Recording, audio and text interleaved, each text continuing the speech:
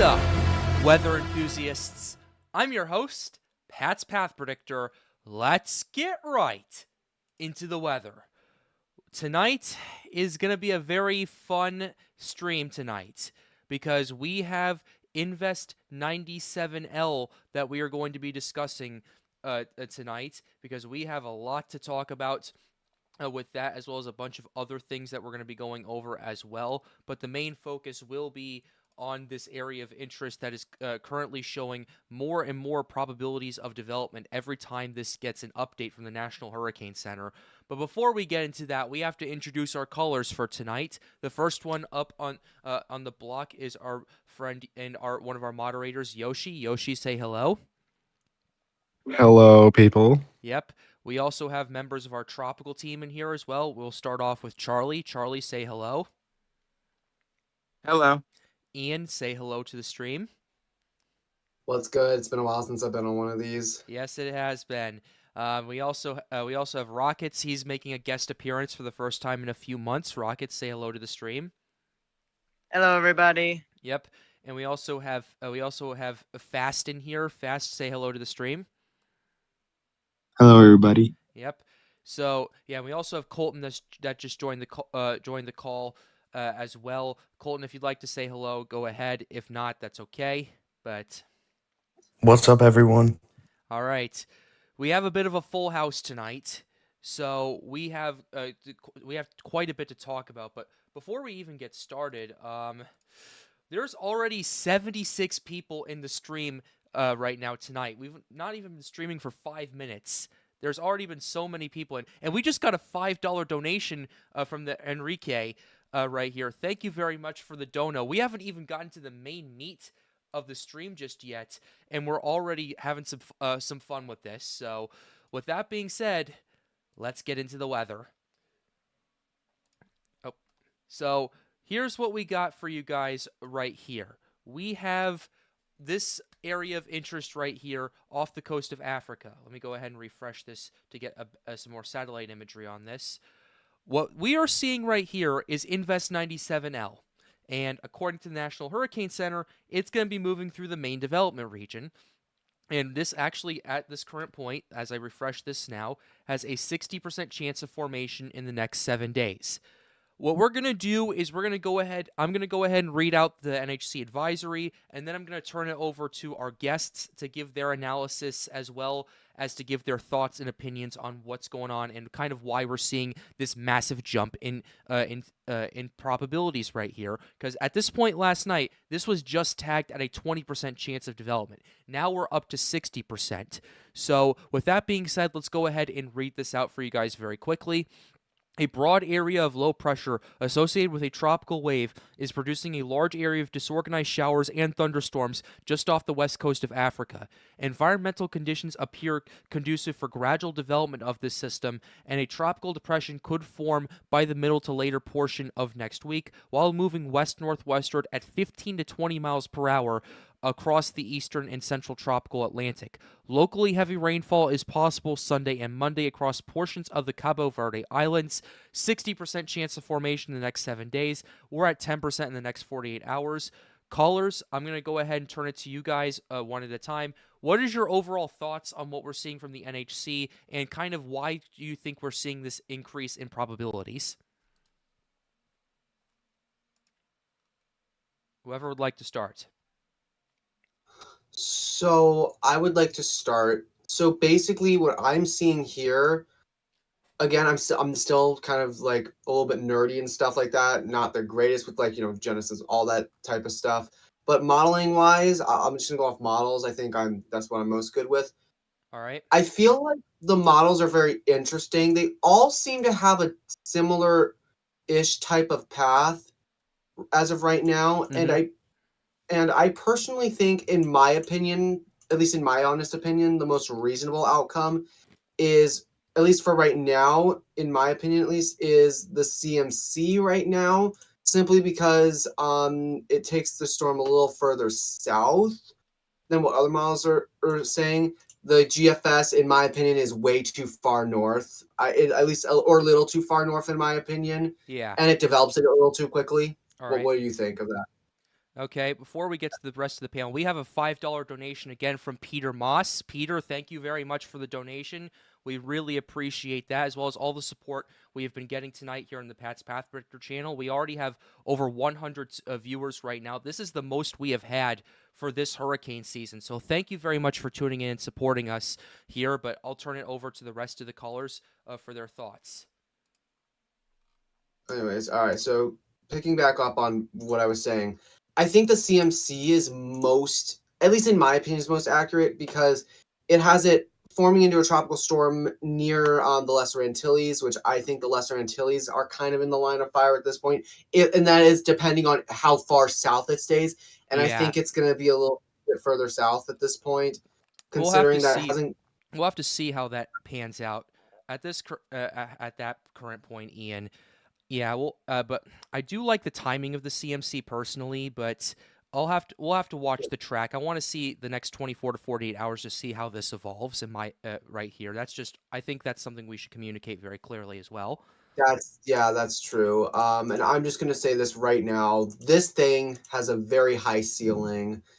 We don't know exactly what the intensity is. A major hurricane is possible, but I don't know what type, how strong it'll get, and where it'll go. Like, Well, let's just make that clear right now. Yeah, we'll get to that in a little bit. But other callers, what are your guys' thoughts on what you're seeing so far with Invest 97L? I can. Oh, Right. Yoshi, do you want to go? Yoshi? Oh, okay. I mean, if you want to go, you can go. All right, Charlie, you go ahead then, Yoshi. Okay. So I've noticed this. We've obviously seen a pretty good development since this wave made splashdown, and I think, especially with models initializing it, pretty fast. I think that's why it's causing all of this uncertainty where their curves extremely far north, or if it stays in like a westward track. Mm-hmm. It's really uncertain. We can't really pinpoint well from right now where it will exactly go. Trends still need to be watched, but to like reiterate, if you live in like the Bahamas, the East Coast of the United States, really don't let your guard down, and we will watch this. Yes, absolutely. Yoshi, go for it. All right. So a lot of people have talked about so far. People have talked about the models. People have talked about places it could go. But what about the meteorology itself? Yes. Right. There's a lot of things that are going into play here, even right now, but especially as we go into the rest of August, like going into like the 17th or whatnot, right? Mm-hmm. So let's talk about the things that could influence it here. First off, there's a trough digging down into the Cabo Verde Islands that is affecting the system. It's helping it out, but it's also pushing it north.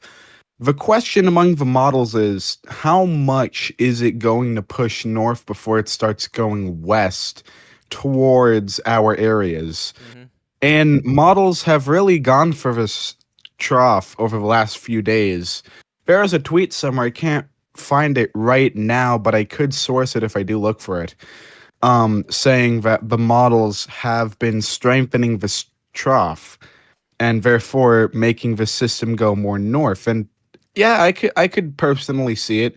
It was supposed to be a good bit below the Cabo Verde Islands, and now a good amount of the models want it right in the Cabo Verde Islands. What I find very interesting among the officials, the National Hurricane Center, is that if you look at its AOI, right, its area of interest, you see that they want it to develop south of the Cabo Verde Islands, despite most models I've seen anyways going right in or north of the Cabo Verde Islands. And I think that's because of how they think the models are working right now. They think that the models are developing it too quick, which for the GFS, it definitely is. Yeah. GFS always has a tendency to develop stuff really quick, and this more than likely is not an exception. What I also find interesting is that over the 8 p.m. update, at least, that they went for a much quicker cyclogenesis, but still decided to go south of the Cabo Verde Islands. So there's something I'm personally definitely missing here, but either way, it definitely does look like an interesting pattern. Now, and the reason, like, it has a chance to not develop right now, anyways, is because when it goes up into the Cabo Verde Islands, it's borderlining on 26 degrees Celsius. Yeah. Waters here, and that is really close to it just not working out. It needs Warmer waters, yeah. 26.5 degrees Celsius waters or above for tropical cyclone genesis. And there's a good chance that we might not get that, right? So that's probably the reason why 2-day chances haven't gone up or aren't as up as you'd think they'd be on the models. Because of the environment. You got to look at the environment. And Alex did point this out. Thank you, Alex. He is one of the behind the scenes people here. He did point out something I didn't touch on yet. Dry air. There is a good amount of dry air surrounding it, and that could affect it for a while. The models haven't really looked at that yet. But that definitely is something of note. If it does do a surprising entrainment, then that's not really going to help it. That's going to hurt it a lot. It's 2-day chances. Yeah. Now, as we go along, models have different solutions as to where it'll go. Now, obviously, even within the 5-day period, it has some variability. For example, I believe a lot of them want them to go at or north of 20 north. Yeah. But below 25, so around that range. However, the hurricane models that we've seen so far want them, while it's in the range of going towards the islands here, via Lower Antilles Islands, they want them to go southwest, but a lot of the operational models, and even the AI models, I believe, they want them to go either west or west-northwest, which that's going to change how it affects the islands a good bit.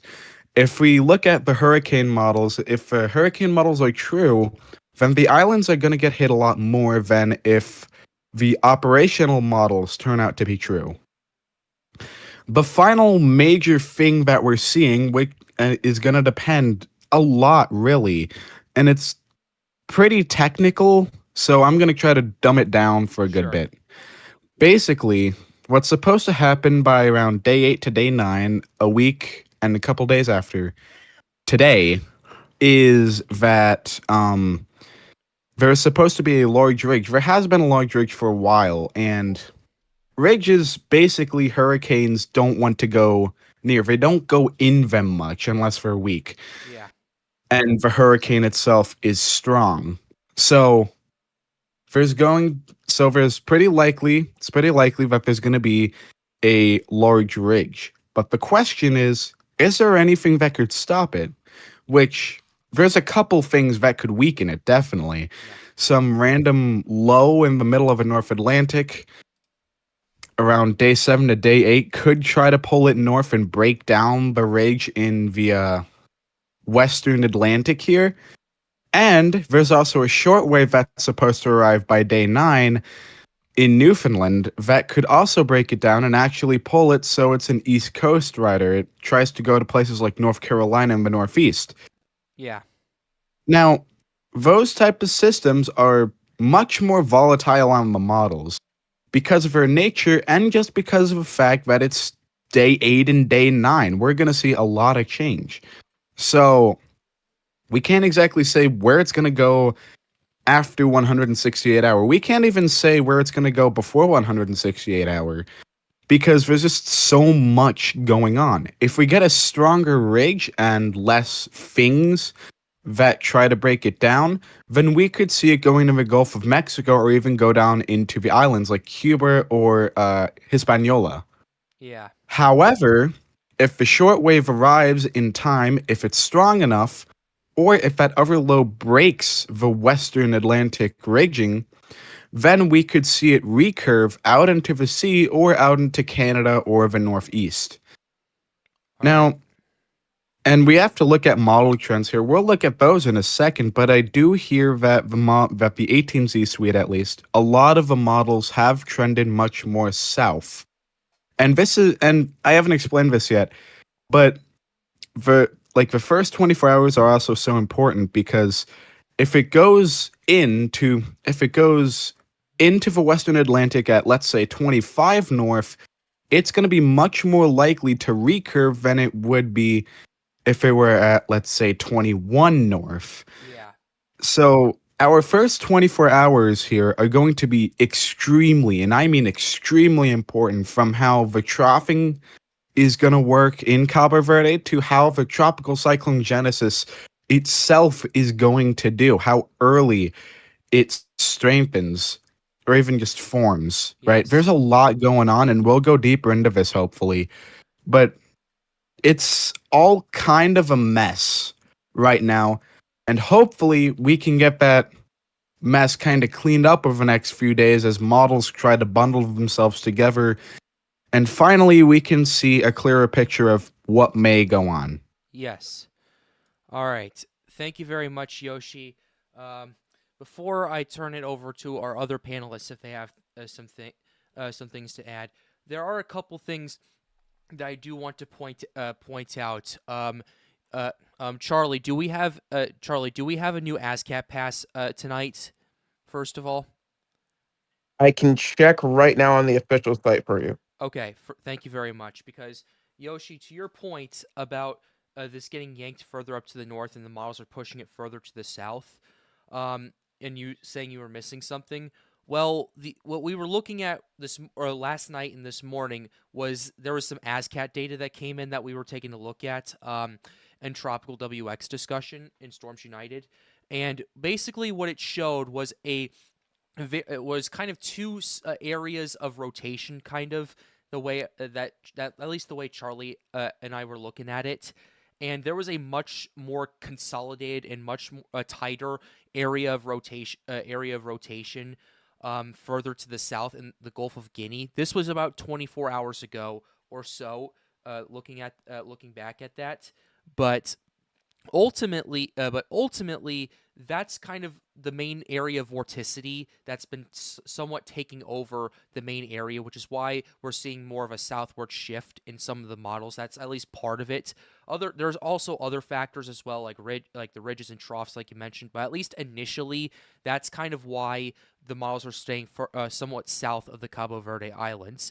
I know Brendan, our general manager, has just joined onto the stream. Brendan, say hello. Good evening, everybody. Yeah, we're talking about Invest 97L. If you'd like to say a few things about that, go for it. If not, we'll turn it to the rest of the team. Yeah, I'll just be very brief, and I think you guys have done a really great job with coverage tonight on this. So kudos for having this discussion tonight. In Okay. terms of really, I guess I'll just speak. Sorry, I'm just talking to the audience. Go ahead. Yeah. Oh no, you're good. Mm-hmm. In terms of, I'll kind of just speak real quickly on the model variability. I know that really the last few days we've seen a lot of fluctuation, just run-to-run variability. And that's really kind of been the theme the last even several weeks for a lot of other systems that were expected to form in the main development region, but also in the Caribbean that never really materialized. What makes this more unique is that, as I think, Pat, you've highlighted, we've had that wave move off of Western Africa and now into the MDR. Pretty, appreciable convection move into the MDR. And even still, there's a lot of variability. So all I want to speak to really on this is that expect to see a lot of continuation in. I keep saying the word variability, but variability with the progression of this system, especially over the next couple of weeks. And I'll speak to the fact that there are a lot of YouTube thumbnails out there, and Bat, not talking about yours, but there are others out there that provide a lot more, I guess, shock value and more speculation. I would say to when you're navigating social media to be very cautious of that and know that right now we don't know impacts to the United States. It's way too early. The purpose of this stream tonight is really just to discuss where the invest is now and just talk about its current environment downstream. But I know there's a lot of people out there. I'll call them modelologists, not meteorologists, that are looking at the models, and that's it. But just be very mindful of that. Again, no current impacts to the United States at this time. It's still very, very early to even make such claims. So, Yeah. Pat, great job tonight. You guys have been great, and I'll go ahead and continue to listen. Okay, thank you very much, Brendan. All right, so all right, so to our all right, so to the rest of the tropical team, based on what you've heard heard tonight, what are your thoughts? What are your thoughts on what we're kind of seeing so far with 97L and how it's progressing, and kind of what's the biggest takeaways we can take from, I'd say, the last 24 hours since this became an area of interest? I'd say just keep an eye on it if you're anywhere along the East Coast. I know this is very far out, but if you are along the East Coast, I would just keep an eye out on this. Yeah. Yeah, for sure. I just want to touch up on the sea surface temperatures closer to home, Oh, and absolutely. they are above average. Like in the Gulf Stream off of Florida, South Carolina, there's spotty areas of like 31 degrees Celsius on the Gulf Stream, and then in the Gulf, it's a whole different story, 32 degrees Celsius. Like the Southwest Atlantic, almost all of it is above average. I just think that it's just very worrisome to see how hot the ocean is. Yeah, yeah, for sure. And you bring up a good area to look at, which is sea surface temperatures. And Yoshi was highlighting this earlier, but this is something I also wanted to kind of show our audience to visualize what we're looking at. So what Yoshi was kind of looking at in terms of the system heading north to the Cabo Verde Islands and running into more unfavorable conditions, this is part of the puzzle right here, because in areas just south of those islands, you're looking at 27, 28, 26, 27 degrees Celsius waters just south of those islands, but up towards the north, what you're seeing right here. Hold on one second. Just making sure we're still running correctly. Okay, we are. So closer up towards the north right here, you're running into 26, in some areas 25 degrees Celsius waters. That's about 77 degrees Fahrenheit.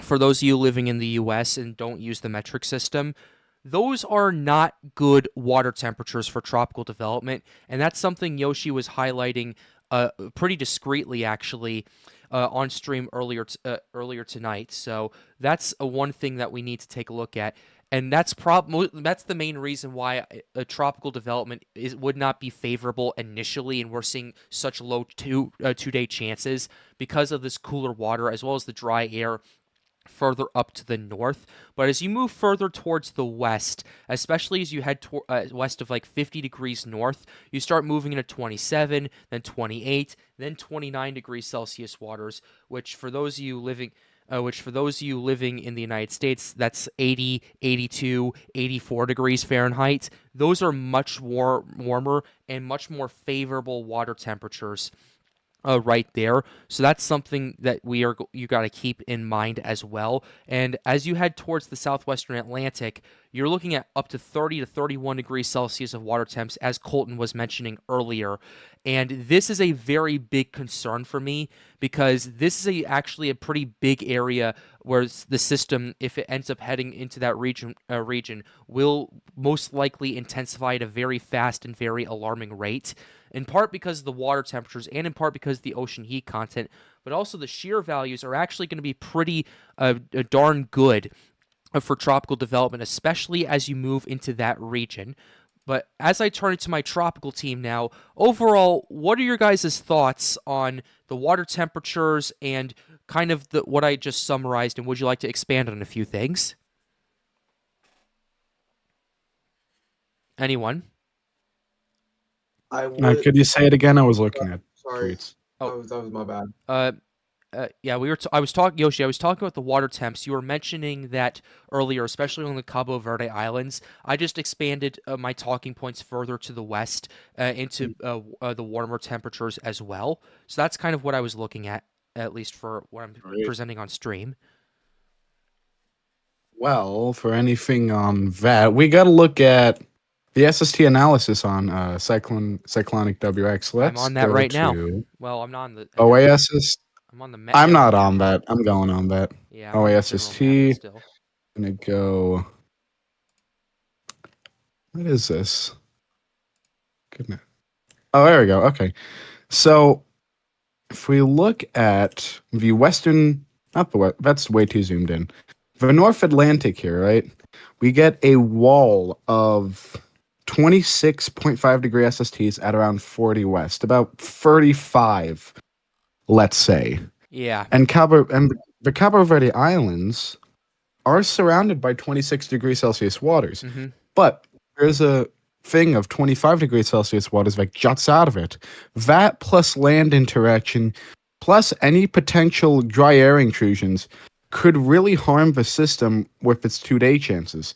And even over the next day or two after that.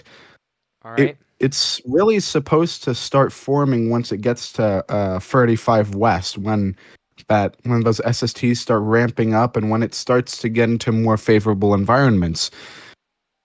But the SSTs, at least from what I hear people say, and what I personally agree with, is going to be the biggest factor for development itself right now. All right. Yeah, that definitely helps. Ian, you had stuff to add. Go for it. I would just like to say that basically the water temperatures are going to really fuel this system, especially as it gets out into the Atlantic Basin, the southwestern Atlantic, to the Bahamas. I have a feeling we could see a similar intensification phase to Dorian, maybe. Again, I'm not saying that. I think, Ian, Yeah. I think for right now, we should, because we have almost 200 people on the stream right now, I That's think for true. right now, we should focus mainly Yeah. more so on what's going on right now instead of what maybe what true. we might be seeing with the system down the road, just so that way, because we have so many people and we have so many people and there's so much uncertainty as well. I think it's an important talking point for sure, but I think that would be a more important talking point down the road if that's okay with you. Okay. I don't know if I'll be here or by then because No, I'm I like, have other things that I plan on I'm doing. talking But like yeah, a couple I days from understand. now. So Yeah, a yeah, couple days. All right, thank you. Yeah, I understand. but Thank you. yeah, just thought I'd briefly mention that. But please continue your point if you'd like to continue. So what I think yeah, with the water temperatures and stuff, yeah, these are very above average waters that it's concerning. Oh yeah, And again, with that ridge, it's really going to depend on that ridge on how far west it goes. And looking at all that's going on, I think it could go pretty far west and possibly get some impacts. Again, this is far down the road, and we'll explain more of this, as Pat said, in a couple days. We'll definitely have a better idea. But as I've mentioned multiple times, if you're on the East Coast, just be on the watch out. oh That's all we're yeah, saying. absolutely. All right, so we have 180 people in the stream right now. This is incredible right now, unbelievable. This is actually our best performance of a streams of 2025. So be sure to like the stream, subscribe to the channel if you are new. The goal, as always, is to get more people engaged with weather. We'd really appreciate the support. We've been getting a lot of it tonight, so thank you very much for tuning in. But with that being said, is there anything else we want to go over with the water temperatures before I move over to ocean heat content and wind shear? Anyone at all? I think we're good. All right. Okay. Yeah, I know. Yeah, I do know we have a couple people that want to come in, but we have a bit of a packed house right now. And I don't want things to get too crazy, so we'll have to wait just a little bit longer for that. So yeah, we'll fill you guys in as we start rotating. But right now it's a bit of a packed house. I'm just talking to the guys on the live stream stage waiting to come in. But basically, now we are going to go ahead and take a look at the ocean heat content, ladies and gentlemen. I'm going to go ahead and get the updated map for you guys. This is going to be for the 9th of August, 2025. The ocean heat content map is pretty interesting to say the very least. OHC across much of the MDR, the eastern MDR in particular, is not really that impressive, especially along the Cabo Verde Islands. OHC doesn't exist over there, according to what we're seeing on this map. But as you move further to the west, you're looking at maybe areas like maxing out at like 25 OHC, and then starting to move up to around 50, around 45 to 50 degrees west, closer to the Lesser Antilles. But then as you get to the southwestern Atlantic, you're looking at 75, 100, 125 plus OHC in a few isolated areas. For those of you who do not know, ocean heat content is pretty much how warm the water is and how deep down that water ultimately goes. So it's pretty much, think of it as your bank, pretty much. How deep are your pockets, pretty much? How deep is the water temperature? So that's something to pay attention to. And it looks like I'm getting something. Yeah, right here. Okay. Yeah, someone behind the scenes was letting me know something very quickly. A good point to make is that even if 97L doesn't form right away with almost a pristine environment, it could go through the Southwest Atlantic, which is what every state 97 is, and could rapidly develop in the Atlantic Basin. So pretty much, yeah. That's kind of the main point, right? The main point we're looking right here. Just because it's not developing right away doesn't mean it's not going to develop. Right now, let's be honest, it's not in the in the best conditions, especially coming off the coast of Africa. And the sea surface temperatures and the OHC are just two prime examples of that. Also, dry air, Sahara air layer exists still. I know, it's August. It still exists though. But ultimately, that's kind of the situation we're looking at right here. But as you move further to the west, those conditions will get more and more favorable, and you're going to want to watch this very closely. Is there anyone in the call that would like to expand a bit more on ocean heat content and kind of what the potential looks like with that? I think. Oh, Sorry. sorry. I'll let you Go ahead, I'll Rockets. let- no, Yeah, I'll all let- right. Thank you. Actually, I just want to say that I'm actually gonna leave. I'm gonna let some other people in because you all have said exactly what I was going to say, so I'm kind Sure. of just stumped right now. And All right, that we'll guy go wants ahead. to. All right, All right. Rockets. you. Have a nice Have night. fun. All right. Okay, I'm gonna go ahead. All right, I'm gonna go ahead and. All right, so we'll do that. But basically, if all right, okay, Storm Chaser New York, NYC, you are on the air. Oh, window. They just invited us. What's up? Where's the? Okay. Hello. No. For a sec. Oh, window. Is your mic broken? Yeah, it looks like it. Go. Yeah, potentially. We'll deal. We'll deal with that. Window. Yeah. God, thank you. All right. Okay. What just happened? Put him out for All right, now, I guess. I'll move him. Voice settings. All right, you crap. fix your mic. I'll bring you back in. All right. Okay, let's go ahead and bring in our other caller. You are on the air. Hey Pat, I just want to make it clear that with my previous comment that I sent to you is that even if it doesn't develop right away and it crosses almost as an open wave, that people are going to drop their guard in the islands and the Bahamas thinking it's going to be a nothing guy. Yep. And then when it hits that environment, it could spin up pretty quick and then rapidly intensify from there. Oh yeah. That's a big possibility with that. That's something we do not want to see, to be honest. right there because I've kind of highlighted this a little bit in my videos. It's a bit different where kind of like I talked about this. I think I brought up Hurricane Michael in this scenario where where the system was organizing and developing off the gyre, and people were thinking, oh, it's not going to really be that much. Originally, it was thought it was going to be a tropical storm. Next thing you know, it rapidly intensifies into a major hurricane, and people only have 2 days to prepare for a pretty powerful hurricane coming off in the Florida Panhandle. It's a bit different compared to what we have in the MDR, where if a system develops right away and rapidly organizes a few days before impact, or even if it's over water and kind of starting to head towards that general direction, people could go, okay, this system is coming pretty much right at us. We have more time to prepare, and we know it's out there compared to maybe a bit of instead of more of a surprise situation, like like that kind of spins up closer to land. I would argue Barrel maybe flies somewhere in the middle of that category from last year, but I would say kind of the best case of a system developing right away and people having plenty of time to prepare would be Irma back in 2017. Not saying that this is going to happen again. Obviously, it's just a good example of what I'm trying to of what I'm trying to talk about, and what Delta is trying to talk about as well. Any other thoughts in regards to that? Do you, And Pat? sorry. All right, good. Continue. All right.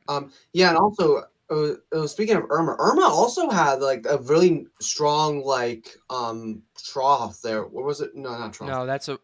It was had a very strong ridge pattern from what Ridge, I remember. yeah, that was my bad. Yeah. And yeah, it was a very strong ridge, and it was 180 miles an hour, I believe, and Yeah. it was it still did not go up north until it hit Florida. I'm not saying we're gonna see that situation again. It's too but early to determine that at this point. Yeah.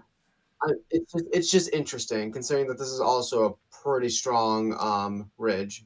Yeah, we'll have to watch and see how the synoptics play out with that.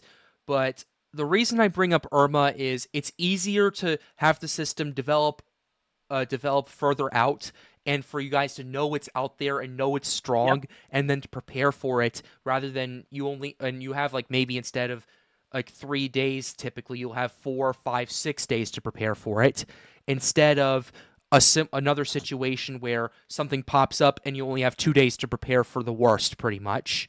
So that's kind of that's kind of what the point we're trying to make with this. So, or even Otis just blew up out of nowhere. Oh yeah, that was another example of that. Was Milton. Yep, Milton as well. Milton blew up out of nowhere. I mean, I saw it. I'm just gonna say I saw Milton blowing up out of nowhere, knowing that the environment was there, and knowing how hot the Gulf of Mexico was. Yeah, I saw it happening, and voila, it became a powerful category. I remember when it first popped up, and the National Hurricane Center was supposed to be just a tropical storm, and then became a tropical storm 6 hours later, then a hurricane that night, and then it just became what it was. Yeah. Yeah, it just blew up and became a Cat 5. Yeah, the point we're trying to make with all of these examples is in regards to is that it's possible that a system that waits to develop in the MDR doesn't develop right away and takes its time until it gets to the western MDR, closer to the Antilles and closer to the southwestern Atlantic, could arguably be more dangerous than a system that develops right now, and you have because you have less time to prepare for that. So that's the point we're trying to make. We're not trying to make comparisons or throw early projections or anything like that. What we're trying to do is we're trying to say that if this, depending on how the system develops, and this is also the reason we're watching this, or this early on, this was designated last night as an area of interest. We're watching this early because A, the system is progressing a lot faster than I thought it would, and B, because because it's that far out, and we can kind of have more time to go over some data, look at the analysis, and go, okay, who's most at risk, who isn't, who needs to prepare. So that's the main reason we're doing all of this. So just wanted to make that perfectly clear to everybody. But with that being said, let's go ahead and kind of shift gears a little bit actually, I want to go ahead. I want to go ahead and do that. Yeah, and go ahead and shift gears a little bit because I want to get to more condition-based stuff and eventually the modeling, kind of looking at the models that we have now, just to kind of see, okay, what can we gauge at X points, just so that way we know, okay, just so that way we can look at this and go, what can we make out of this? Before we do that, is there any final thoughts from the team before we shift over to that, or is there anything that they'd like to go over? I would like to mention, like, yeah, as you were saying, the if it takes its time to develop and then suddenly blows up closer to land, yeah, that would be a worst case scenario. And it would also mean it would be a more likely scenario for it to impact like the southeastern US, because the longer it takes to develop, the further west it's gonna go. And then it could potentially strengthen, then curve up towards the Carolinas or something like that. Again, just throwing that That's out again a little far out. Well, it depends on the synoptics of the there. setup. Yeah, I know. I was just saying, throwing that out as an example. Okay, perfect. So, with that being said, with that being said, I want to go over generally what 97L is doing right now. Let's go ahead and go to current storms and show you what's going on first before we get into more nitty-gritty stuff. Here's Invest 97L right now. Its current location is 10.3 degrees north as of about 6 hours ago. This is the 18Z update right here. The 0Z should be out in the next 15 to 20 minutes. It's currently at 10.3 degrees north, 18 degrees west. It's at maximum sustained winds are at 25 knots or 30 miles per hour. Minimum central pressure is 1,006 millibars, so this is already a pretty decent pressure for an invest, but granted, this is partly because the system is so large and it's pretty robust at this current point. Radius of maximum winds is 90 nautical miles as well, so that's something to watch as well. In terms of the track guidance, we've been watching. Okay, error 404. Basically, the system, at least according to this latest guidance, continues to move to the northwest and then just moves due west for the rest of the week or so. So pretty much, you're looking at a westward trajectory at some point with this in the MDR. That is something we are going to want to pay attention to right here.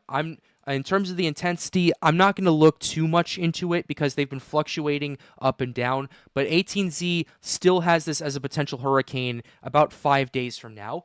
Again, we're going to want to watch to see how this pans out, but that's kind of what the early projections are going for with this area of interest. So with that being said, are you guys okay if we start shifting over to more model-based stuff, or do we want to go over some more things? We can do on the models. We Okay. can do the model. Yeah.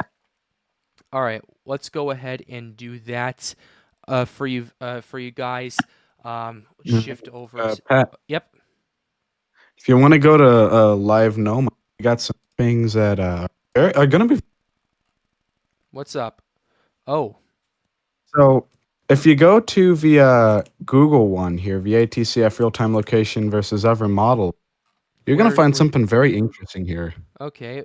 Where's that at? I'm on live no mic. I'm going to ping it to you. I'm going to Okay. ping it. All right. Just take your time with it.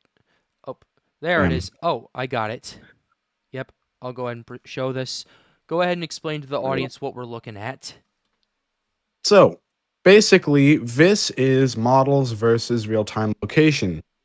And this is really important. Remember how I said that the next 24 hours of this thing are going to be incredibly important. Right. This is the reason why. As you see, we got green, orange, and yellow lines. Those lines are modeling. Now, these are the 12Z models. The 18Z models for these specific models aren't out yet. Okay. So we're looking at the 12Z here. But the gray line is the real time, what ATCF is showing, where it is right now. And as you see, it is much more south and west versus the models.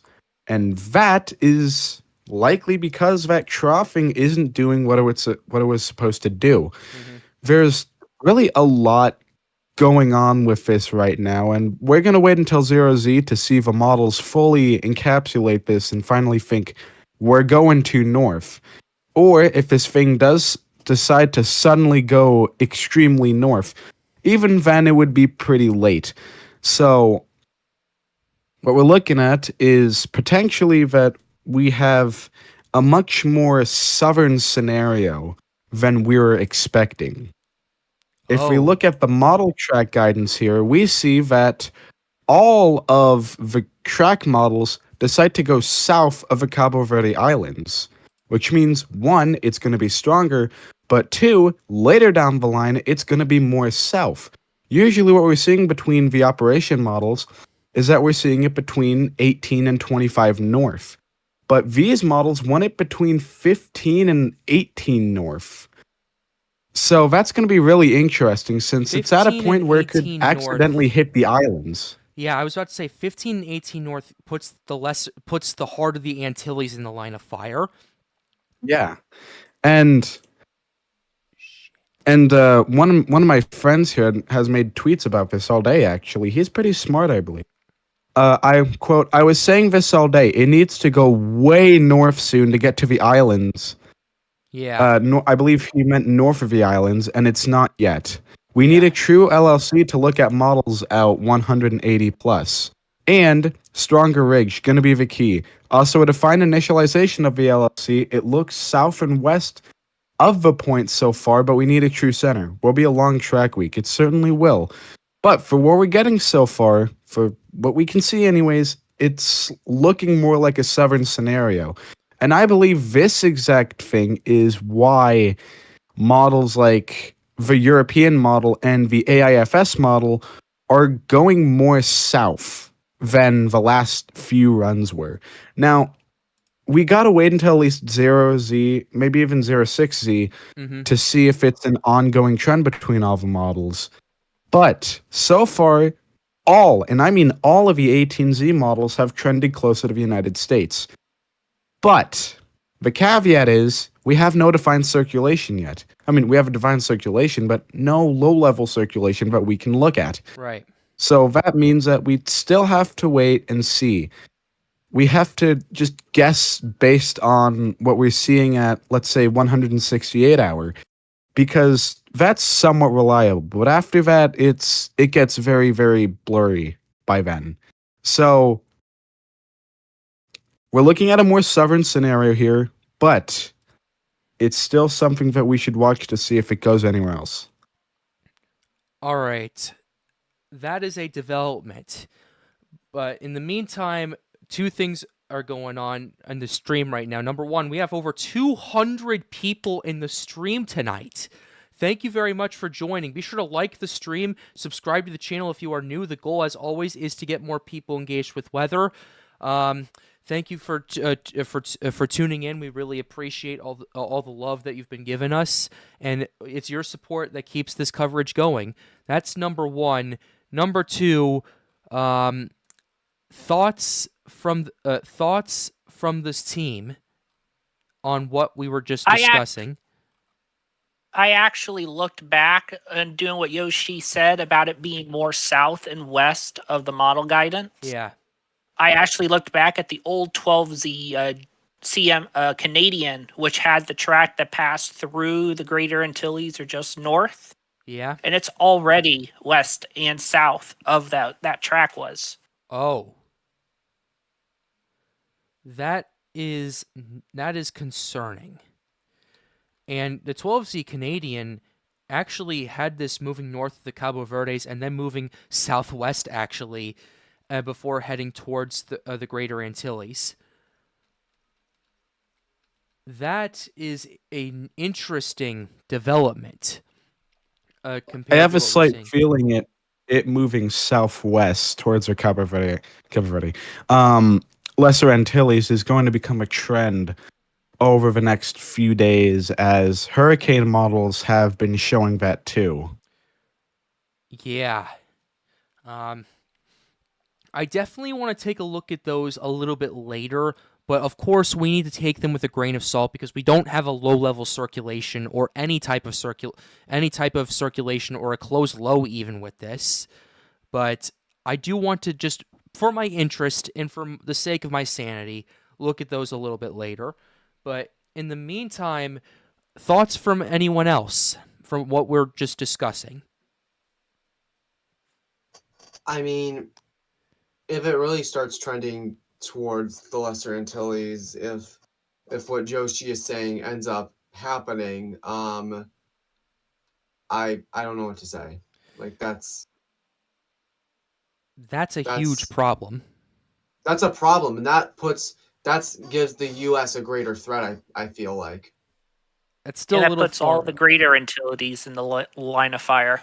That just Yeah. puts a lot of people in general in the line of fire. That's something I do not want to hear.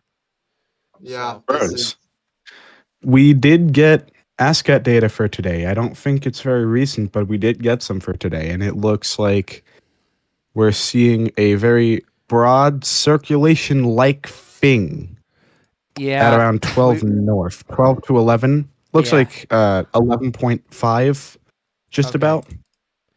Yeah, I saw this So- earlier. Yeah, definitely. It gives me. Yeah, I'll go ahead and show ASCAT because it doesn't show the full picture, but it gives Charlie. We were talking about this earlier. It gives us something, but it doesn't give us the whole picture. I don't think. But at least we have something to go off of. You've been watching ASCAT. You've been watching models, Charlie. What's your thoughts? Well, yeah, my thoughts on it. It's definitely interesting seeing that it's still holding. Well, not well. It's still holding its intensity, which and it's still not. It's so I've been watching also like the each fix that the National Hurricane Center does for their tropical weather outlook, Yeah. and just like what the ATCF and Yoshi was saying, the models all had it going like northwest. And I Mhm. think I talked about this like earlier this afternoon or this morning, but it hasn't been doing that. It's been going gradually west, maybe a little bit more northwest, and it's still doing that. So it's still south of what models had.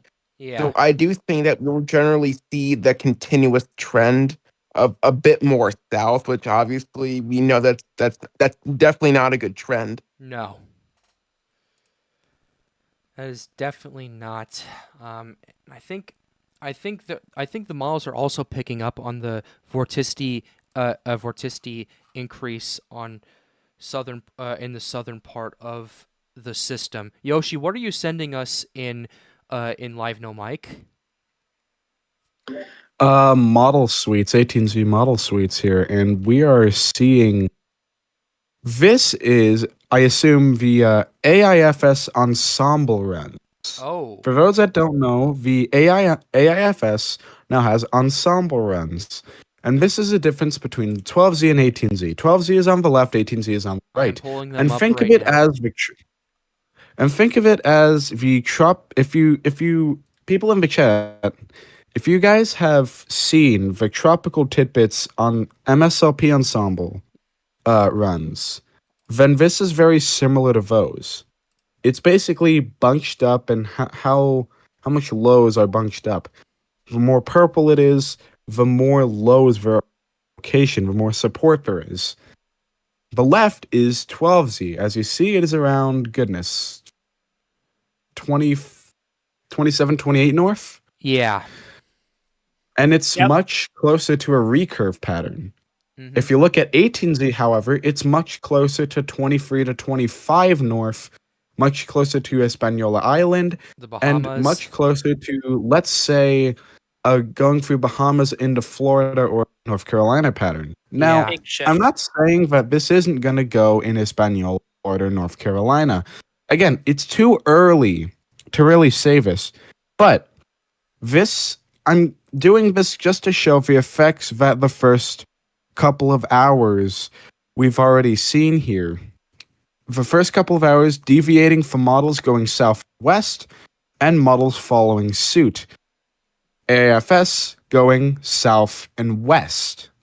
So this is just an example why our first 24 hours so important. Yes. And I can't stress this enough of how important these first 24 hours are, because it's gonna define how the rest of the system is gonna go. Whether it crashes into Florida, goes into the Gulf of Mexico, or goes out to sea, we don't know. But looking at the first 24 hours is going to give us a lot of information, and this is an example of that.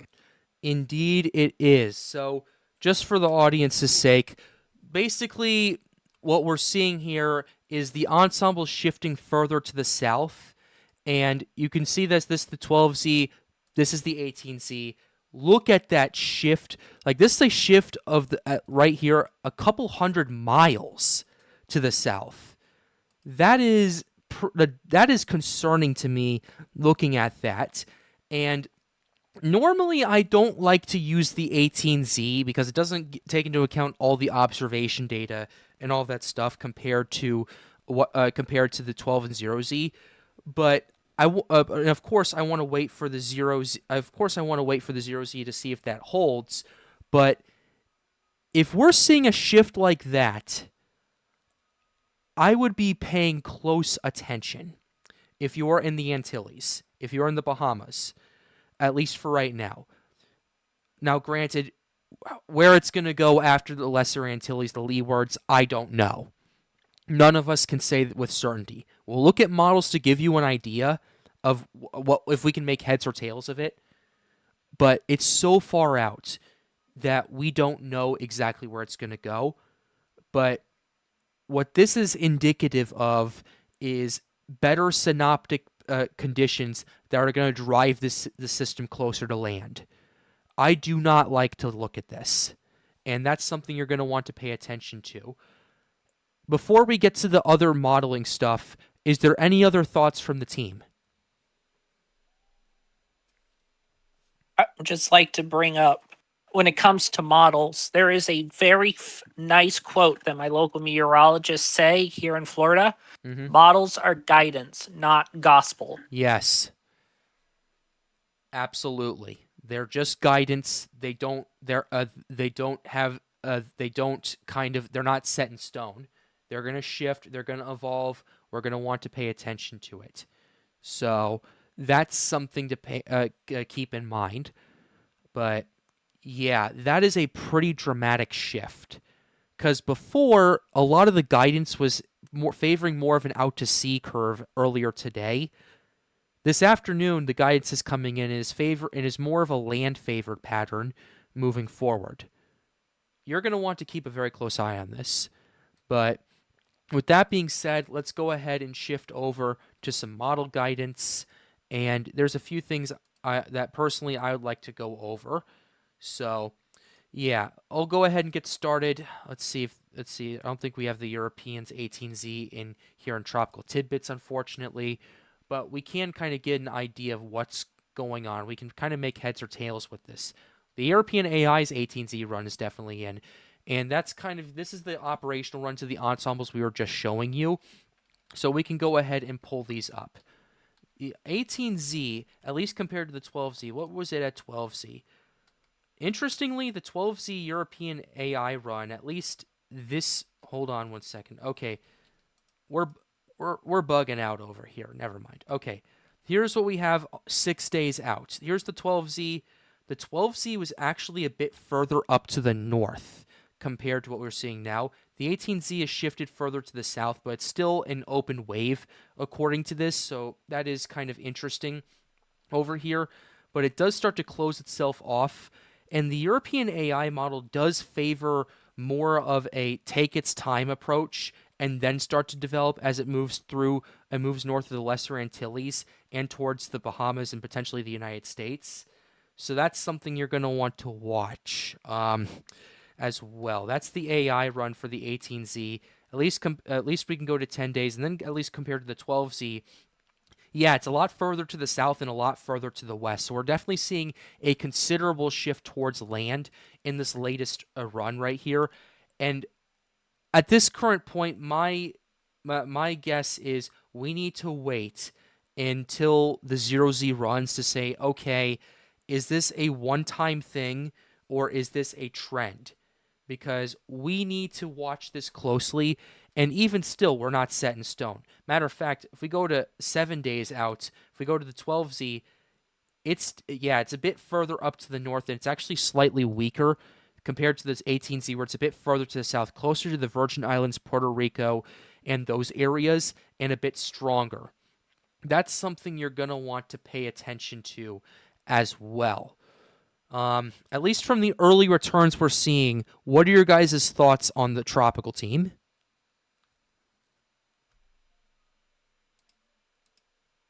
I'm Hold on, definitely.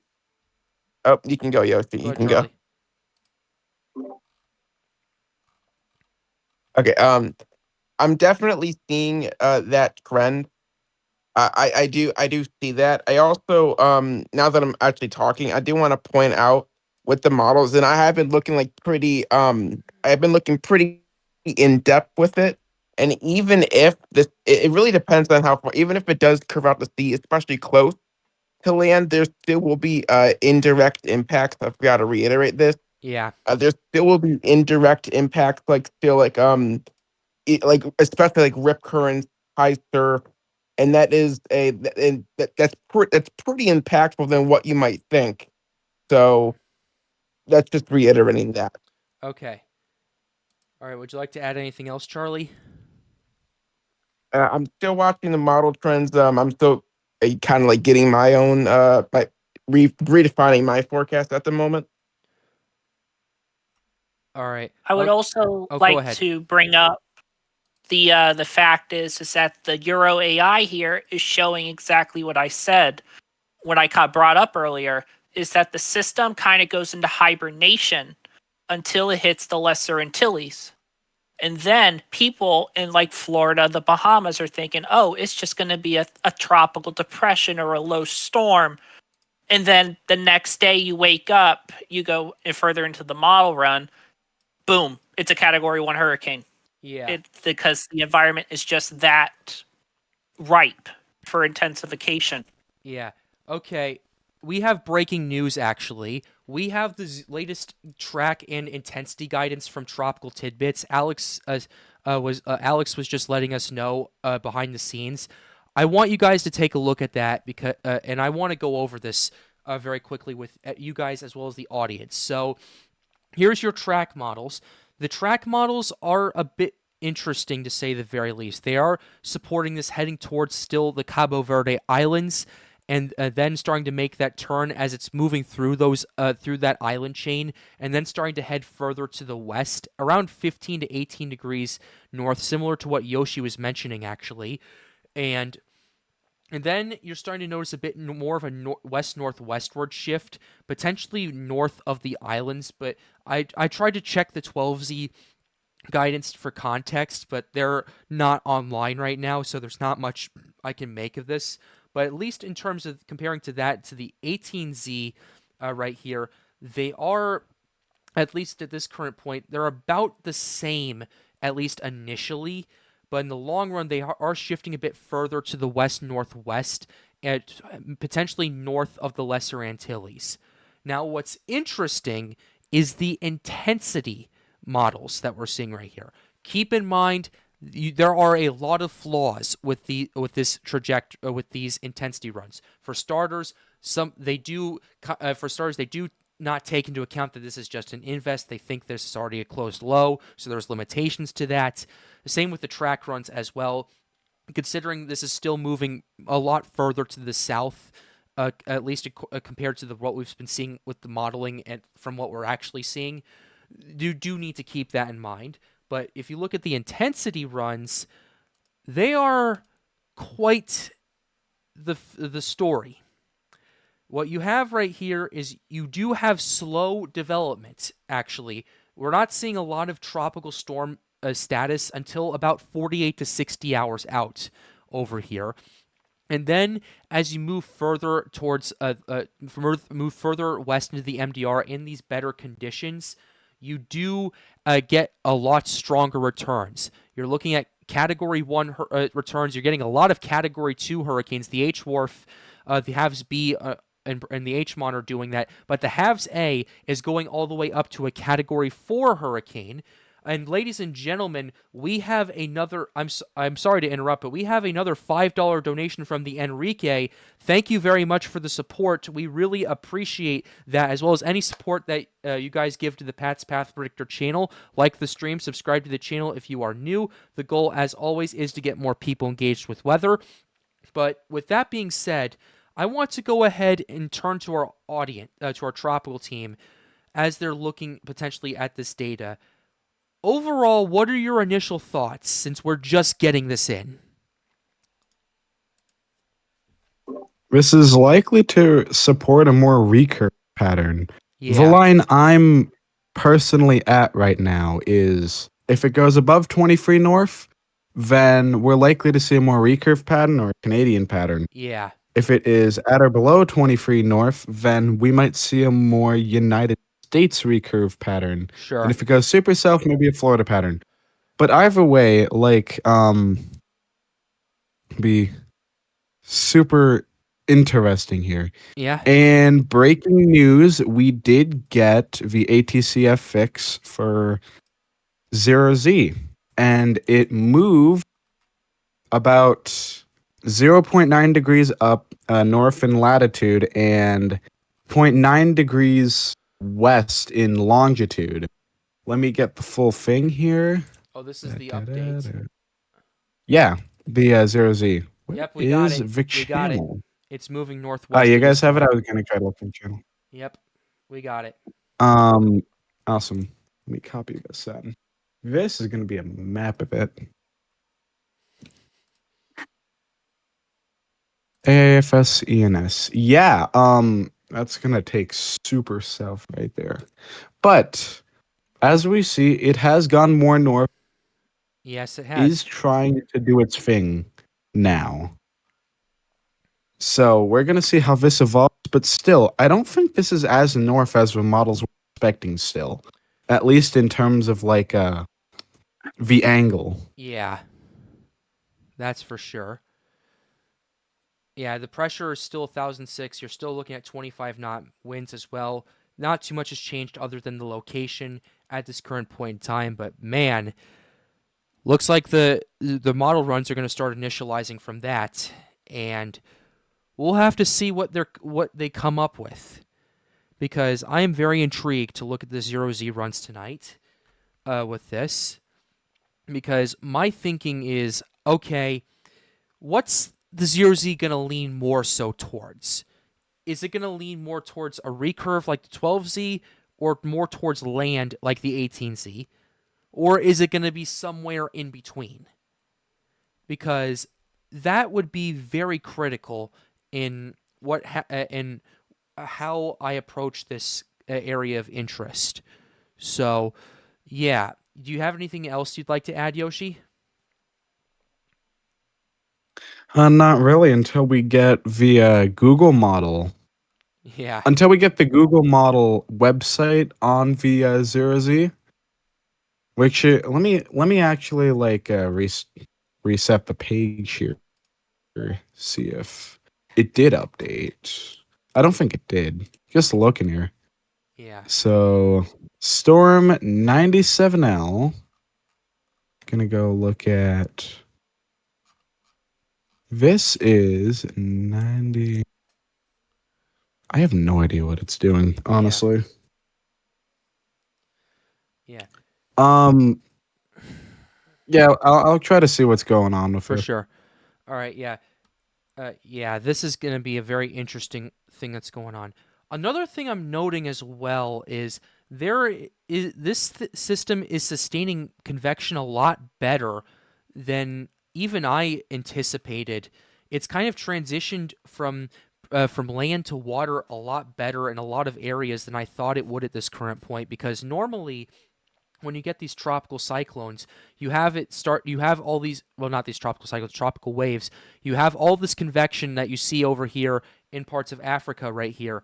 And then it starts to kind of weaken and collapse as it loses its land force heating, and it has to transition and get its source from water. And I would say that this is the transition from land to water has actually been going a lot better than expected at this current point. I want to go ahead and go to 120 frames, which is 20 hours, just to see what's going on. So you had this initial burst of convection moving off. It collapses quite a bit, but you still have the sustained convection in the southwestern side right here. That's been attached to this to the monsoon trough a bit as well. So that's something kind of interesting. But you're also noticing more convection starting to bubble up as it continues to move towards the northwest as well. So we're gonna want to watch that because, man, this is quite the experience. I was not expecting to see this much convection tonight. So that's another thing I wanted to point out in terms of observations. So with that being said, Charlie, Delta, if you guys would you guys have anything to add right now? Would you just I don't go think, ahead? Go ahead, I Charlie. don't think I don't because I know you guys were talking about those the tropical tidbits model run and those ATCF fix. Yep. I don't think I have access to those because I don't think I'm in that channel. So I don't really. Are you? Oh, let me go ahead and let me see. Let me go ahead and give you the live roll real quickly to take a look at that because I know Andy Hazelton tweeted it out. There you go. My apologies. Alrighty, you're good. Yep, I'll pull it up right now. Oh wow. Yeah, this is Andy Hazelton's tweet right here. This ASCAT pass hit 97L a bit better. Definitely some sort of elongated circulation. If it can maintain some convection, it could easily tighten up into a tropical depression. We'll see if that happens before it gets to some cooler waters near the Cabo Verde Islands. That's interesting. That's a bit of wow. That's like that. That's a bit concerning to see that. I hope that doesn't happen, but we'll have to pay attention to it. Andy Hazelton, shout out to you for keeping us posted. Thank you very much. But that's kind of the situation that we're looking at. Charlie, did you have anything else you'd like to add? Yeah, that the 18Z ECMWF AI ensemble. I'm pretty surprised. That's a huge south shift. That's yeah. pretty concerning, and I'm not kind of like really surprised. I figured this might have happened. Sure. So that's really my thoughts, and it's definitely concerning me, and I think it also puts it in just a bit more ocean heat content, if I'm not wrong. Further to the south, yes. Oh man. Yeah, that puts it. Let's actually take a quick look before the main guidance. We can look at it. This is before this put it. Let's take a look at the map of the OHC map. It's in about an area of about, I'd say, 75-ish OHC. 18Z the complete shift goes from 85 to 100. Not 75, 85, Yeah. 75 to 100. And speaking of which, we have almost 300 people in the chat right now. We did at least temporarily. Be sure to like the stream, subscribe to the channel if you are new. The goal, as always, is to get more people engaged with weather. But yeah, it goes from 75 to 100 OHC. That's a pretty significant jump. You're going to want to pay attention to that. So, yeah, you were right about that, Charlie. Anything else to add, or do you want to turn it over to Delta? I'll turn it over to Delta for now. All right, Delta, go for it. Hey, Pat, for the audience, could you please explain the significance of OHC and how the shift can change the game, pretty much? OHC. Could you repeat that? Could you repeat that for me, please? I wasn't quite following. Could you please explain to the audience OHC? Oh, yeah. And why that shift further south into higher OHC could change how the system is affected? Absolutely. So, ocean heat content, for those of you who do not know, it's basically, in layman's terms, how warm your water is and how deep down that water goes.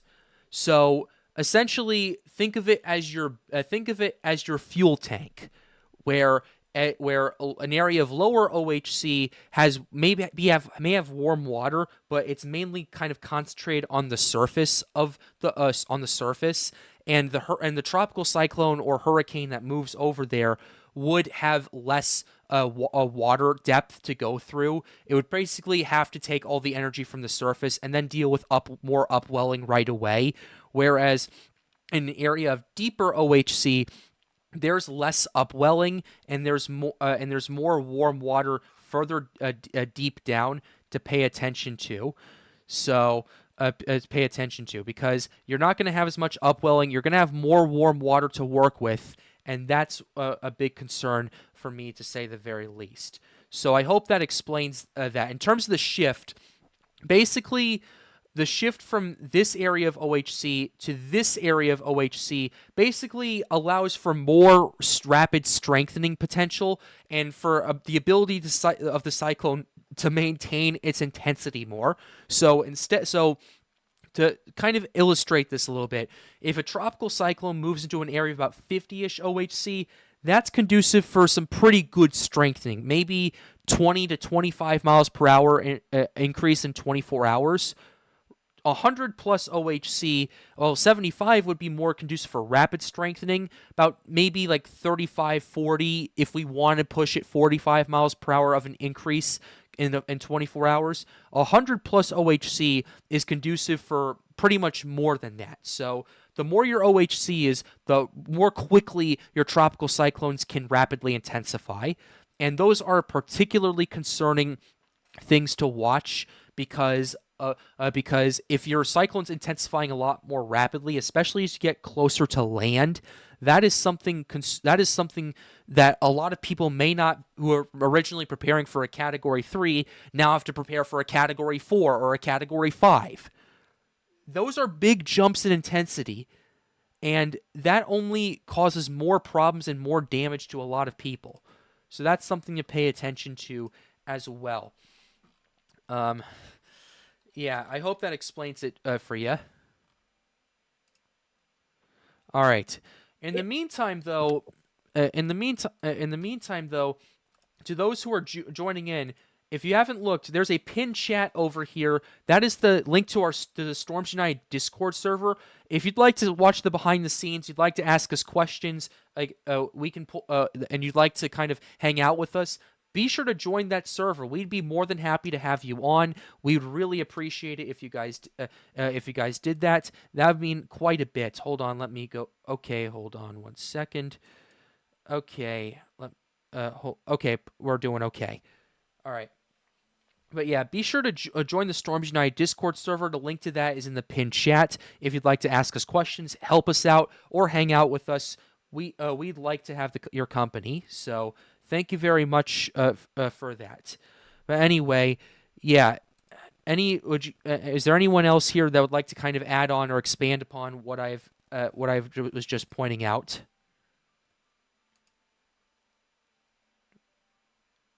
Okay. Let me go ahead and reduce bit rate. All right. All right. Okay. I guess we're good. Yep. All right. Perfect. But in the meantime, though, yeah. Okay. Okay. All right. Charlie, Yoshi, you guys there? Yep. All right. Yep. Okay. You guys down to go look at some model runs? Yep. I don't think we have any new ones to look at so far. Yeah. And you guys want to join them with it? What's up? They told me to contact source, like hey, would you guys? Okay. So I'm gonna mute him. I'm moving him out. Okay. There you go. All right. Okay. All right. So with that being said, all right. I just for my own curiosity, I want to dive into some of the model runs we have. I want to look at kind of what we have in terms of operational and the hurricane runs that we have. I know 0Z is not going to be out for a little while, but I want to look at the 18Z just to see, okay, kind of what's going on. Whoa! Jason Bewley What? came What is back. going on? $50 Jason Bewley. donation. Wow. Holy moly.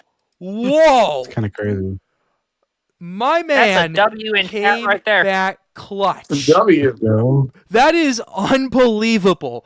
For those of you who do not know, on our first stream on Hurricane Beryl, this man donated over $150 to the Pat's Path Predictor channel. Kinda That crazy. is unbelievable. He has come back once again. Thank you very much for once again joining the Pat's Path Predictor stream. Man, I'm so grateful for all the support that you guys have given tonight to myself and my team to keep us going. I'm trying not to cry right now. That's how excited I am right now. But anyway, thank you very much, Jason. I really appreciate the support. You and Peter Moss have, in particular, have come in clutch time after time after time. And I'm so grateful for you as well as everyone else that has supported the channel. And for those of you who want to find ways to support Pat's Path Predictor, like the stream and subscribe to the channel if you are new. Because what would really make my night is if we got 20 more subs. That would get us 12,700. If we could do that tonight, that would make my night complete. Thank you very much for all the support so far. We've not even been streaming for an hour and a half, and we're seeing this. It's unbelievable. Anyway, wow. What do you? I can't believe this, man. All right, okay. I'm sorry. Callers, I'm sorry. I'm geeking out right now. It's kind of crazy. I know. It's completely valid. Yeah. It is. Wow. Or like definitely warranted. Absolutely. Oh man. Wow. I'm trying to say this quickly. Wow. Anyway, I know I'm saying thank you a lot, but it's like, man, you just made my night tonight. But anyway, with that being said, what I would like to do is I would like to go ahead and just show you guys some model guidance and all of that stuff. I want to give my analysis to it and keep my keep my composure while that's What? No way! Not again. No way! What is going on? That's kind of crazy.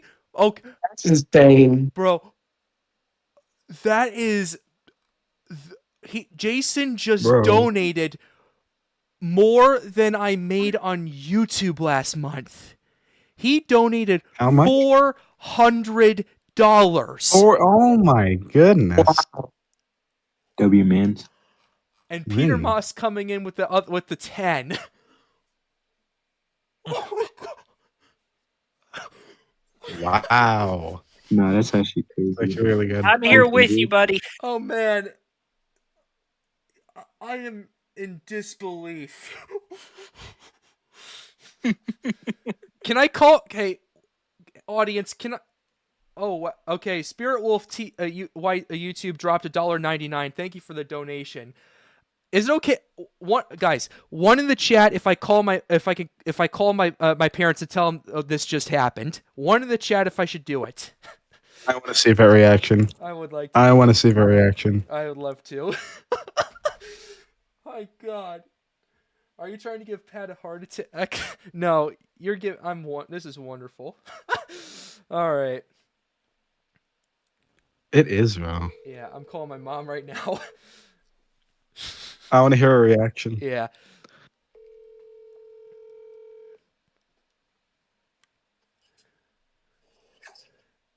Hey, hello? Hey, I'm streaming right now, and someone in chat just donated $400. Who was that? As a user named Jason Bewley. He just super chatted me $400. on YouTube. That's weird. No, that's amazing. That's amazing. That's what it is. Do you think it was an act, like a mistake? I mean, I don't know why anybody would give $400. I mean, I'm happy for you, but that just Don't know how, but he did. I'm sorry. Why are you laughing? I'm just in disbelief right now. Oh, okay. Well, I mean, would they be able to say like, "Oh, I made an accident" and get it back or anything? Like, I guess, but I guess, but I don't think this was an accident. did he leave a comment? Yeah, he did. He did. He was like, "Bam," because yeah. Did you say thank you? I'm saying yeah, I did. Saying thank you to the moon and back. No, he's in chat right now. Are you still streaming? Yes. Okay. Yeah. You're streaming. Is everybody hearing you talking? Yeah. Yeah. It's So I'm on your stream. you're just for a little bit, yeah. Don't worry, I'll cut it out when I process this. Okay. Well, I mean, congratulations and thanks to Jason. Yeah, I just thought I wanted to tell you what's going on up here. Okay, sounds good. All right, love you, Mom. Bye. Bye.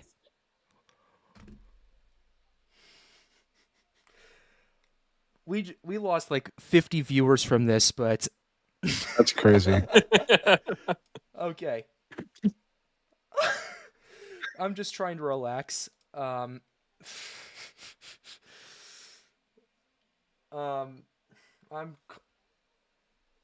Ladies and gentlemen, Mama Pat. Mama Pat. Yeah. Okay, I need to relax. I am very grateful that you guys are doing this for me. Oh man. I think that's a record. That is by far the most I got. Definitely a record. Yeah, that is by far a record. Oh man.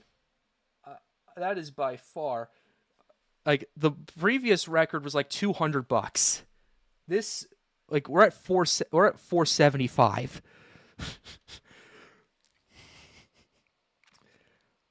Man, that's legit. That's legit. I need to relax. Oh man. Okay.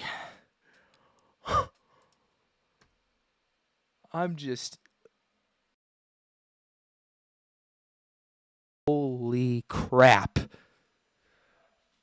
All right, we got another okay, we got another $1.99 donation. YouTube takes 30% of that, Cash App or PayPal. No, we're not going to do that. We're not going to do PayPal or anything like that. I have personal stuff on there. I don't want to do that. I don't want to do that. But thank you. I appreciate the support very much. So okay. I'm trying not to cry. I just saw the $400 donation. Wow. Yeah, Colton, man, you are witnessing Pat's Path Predictor history. Crazy. Yeah, we That's still have crazy. 200 people on stream right now. Oh man. Okay, we got okay. All right. Charlie with the $5. W Pat's Path Predictor. Thank you very much. What? Okay. I need to actually lock in and provide weather content. Otherwise, nothing is going to get done. Because that's why you're all subscribed to me. You're not subscribed for my reactions. Get him to 10K. Bro, that's Mr. Beast numbers right there. You never know. But Imagine. yeah. Anyway, I gotta relax. Let's go ahead and get into the modeling, please. Let's just take a deep breath.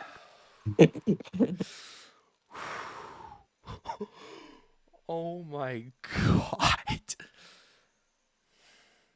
All right. Okay. I man, this is why I love YouTube, because there's such a community that's supporting supports the channel and Storms Unite. I am forever going to be grateful for what you guys have given me. Jason Bewley, $4.99. This is giving me barrel vibes. Probably because you're donating ridiculous amounts of money again. Bro, my man took a year hiatus and came back. I am in shock. All right. Let me continue. Yeah, Pat, get back to work. I'm gonna take, Get back to work. I'm gonna take 30 seconds and say this. Basically, I am forever going to be grateful for what you guys do, for every subscriber we have on the channel, for every stream we do that you guys tune into, for every person that joins Storms United. Which, by the way, join Storms United in the pinned chat right there. That gives you access to a lot of behind the scenes stuff we do. I am going to be forever grateful for what this community has done for me over the last 4 years. I started Pat's Path Predictor as a freshman in college. And now that I've graduated, now that I have my meteorology degree, the fact that everyone is still here and has been supporting me ever since is very humbling, and I'm eternally going to be grateful for that. And tonight is going to be remembered for such a positive thing. And man, you know what? I got to make another call, see if he's available. Who? Ethan WX. Oh, awesome. Yeah. See if he's available. Yeah. Okay. Anyway, yeah. While I'm waiting on him to get back, let's get back to work, and let's get Jason Bewley with the $1.90. Oh, okay. Jason Bewley with the $1.99. You better share with your team. Yeah. Wow. I'm in disbelief. Bro. Okay.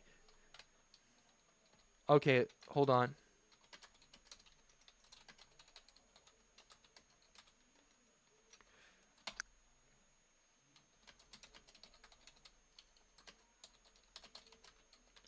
All right, let's get back to work. There's still 200 people on stream right now. How long have I been freaking out about this? Like, it feels like an eternity. All right, let's get back into the... All right.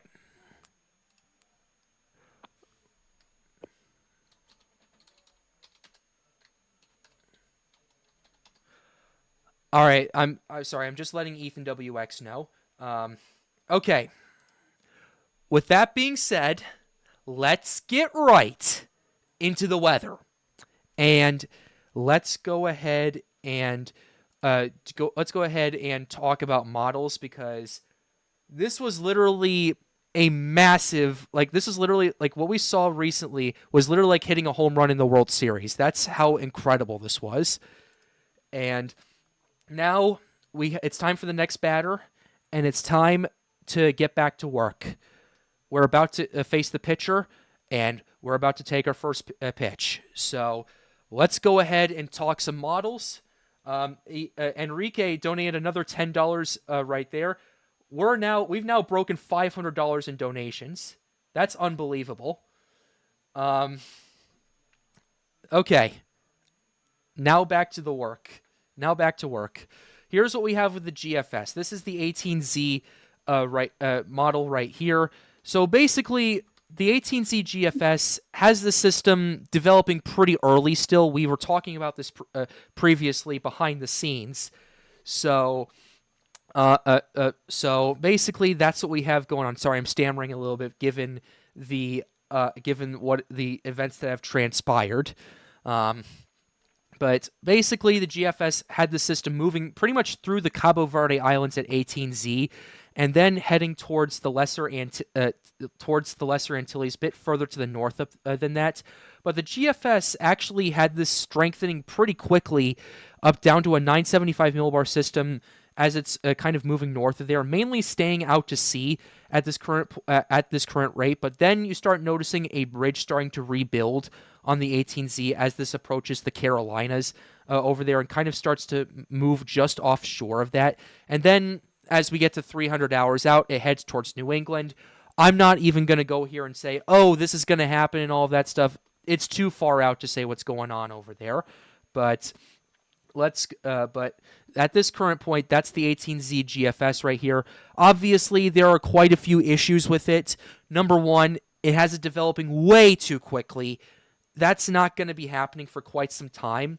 So, yeah. With that being said, I'm curious to see what the 0Z GFS is going to bring, and we'll have to see what happens because I know it's going to be coming out in a couple of hours. So we'll have to pay attention to that as well. So now we can go ahead now and shift over. We looked at the European AI run a little bit. The 12Z and the 0Z, we did do some, not the 12Z, 0Z, 12Z and 18Z, we did some comparison to that. But just out of curiosity for the 18Z right here, you have the system moving north of the Antilles, further south than what we were originally thinking. And at this current, the 18Z AI run has the system hitting the Bahamas, actually moving through those islands, and then heading just off the east coast of Florida, and then South Carolina, and then making landfall over there. That's the AI run. Keep in mind, this is 12 days out, and as you saw with the GFS, nothing is set in stone. This is just another projection that we're showing. No immediate threat right now. This is more than 10 days out, so please do keep that in mind. We don't even know where it's going to be going past 7 days out, so that's where we're at right now. So that's the one we have. Let's go ahead and look at the Canadian run. 12Z Canadian run, I don't think we have the 0Zs coming out just yet, but this system is organizing and developing. We kind of talked a little bit about this, actually moving more so to the southwest, similar to what the hurricane models were kind of alluding to earlier, and then moving towards the Lesser Antilles, and then potentially moving just north of Puerto Rico, and then moving moving just north of Hispaniola, and then towards Cuba, throughout the Greater Antilles, and potentially hitting towards Florida. This is actually a much further south and further west track compared to what we've seen previously. So that's something to pay attention to as well. Matter of fact, this is the 0Z right here, and this is the 12Z. Definitely a lot further to the south and closer to land, so you're going to want to watch that as well. What's up? What's up? Do you guys want to add anything? Or are you good? Okay. I'm good on my end. All right. And lastly, we'll go ahead and show you the icon. The icon right here. The icon has the system kind of the 18Z at least has this moving kind of north of the Cabo Verde Islands, and then moving generally westward as a tropical depression, similar to that kind of strength right there. And it moves. It's kind of interesting because looking at the 12Z icon, it was actually slightly. I believe it was actually. Hold up. No, it was slightly further to the south. So the 18Z icon, interestingly, moved up a little bit further to the north. But the icon also has significant problems with it. We were discussing this earlier. There's like multiple low pressure systems over here, and that's something to you're going to want to pay attention to right there. So that's kind of what you have going on right here. The icon, you can kind of throw out the run right here. So that's something to pay attention to moving forward. But that's the operational runs. Just for my curiosity, I'm going to pull up the Hurricane, the 18Z Hurricane runs. Here's the HWRF 18Z right here. You have the system organizing and developing right here. It's according to the HWRF at 18Z, it does move through the Cabo Verdes right here. But I just, out of my own curiosity, the 18Z is the first one that does go out. right here, and then moves over to then starts to to organize. It actually potentially develops, and just out of my own curiosity, I want to look at main sea level pressure right here. This actually a tropical storm strength as it's approaching the Cabo Verde Islands. The HWRF wants this to develop very quickly, actually, at 18Z. So that's something interesting to pay attention to.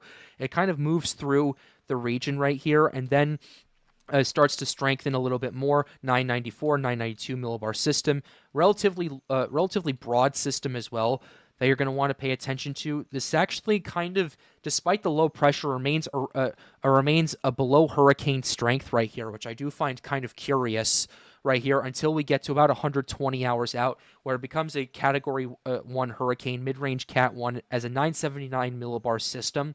So we're going to want to pay attention to that as well. So that's your HWRF 18Z. 0Z is definitely going to be a lot more interesting to dissect once that comes out, but we'll have to watch for a little while to see what happens. And then what we have with the HMON. HMON is definitely a bit slower with its development, and it actually still moves to the Cabo Verde Islands. It does have its strengthened up to tropical storm strength as it's moving through the main development region. Further off to the west. The HMON actually has the system around 20 to 21 degrees north, around 84 hours out. So that's something to pay attention to and keep an eye on out on as well. So that's another thing you're going to want to watch. So yeah, but ultimately I am a little surprised, at least with the wind speed, given the pressures with this. We're looking at like a 990 millibar system, and we're at like strong tropical storm strength. My guess is, I'll go ahead and take a quick look at the main sea level pressure. Yeah, we'll have to watch the organization of it quite a bit as well, because there are some factors that I do want to look at that might be kind of might be undercutting the structure of this a little bit. So that's something to pay attention to right here. So that's what we have right here. By the time this run ends, right here, you're looking at a hurricane strength system around Category 1 at this current point. So yeah, that's something to keep an eye out on as well. Yeah, I see David's in the stream. Hey, David, how are you doing? You missed out on probably the craziest thing that's happened to Pat's Path Predictor in a long time, if not ever. So, anyway, let's go ahead and take a quick look at let's look at the hurricane run. Let's look at the halves A very quickly. I'm just trying to do this to calm down a little bit. So, okay, so. First of all, the halves A is not initializing pretty well. I'm going to kind of take this moment to laugh at this run right here. Ha ha ha ha ha. For those of you guys, I want to go ahead and share my screen with you guys in the on my stream just to show you what I'm looking at. This is 3 hours out from 18Z. This was about 5 hours ago. This is halves A. 999 millibar system. Wonderful. Yeah, not happening. Yeah. Ha! Can we just laugh at this for a second? So, Ha ha ha ha. yeah. Haha, imagine being a hurricane model. Pretty well. Yeah, that's pretty much going on. What's going on? All right. So, with that being said, yeah, I'm not even going to look at this. I don't like the initialization of it. Let's look at the halves B. The halves B at least is somewhat reasonable. And then, because you have the system organizing and developing, yeah, it is a little strong for my taste right here. I don't really trust the halves B right here. I think it's too aggressive with the initial development. Oh, Jason Bewley is back with another $10 donation. You cut your hair. Yes, I cut my hair since the Barrel streams, since Hurricane Barrel. I got this cut like 6 months ago. So yeah, man. Jason Bewley comes in clutch one time after another.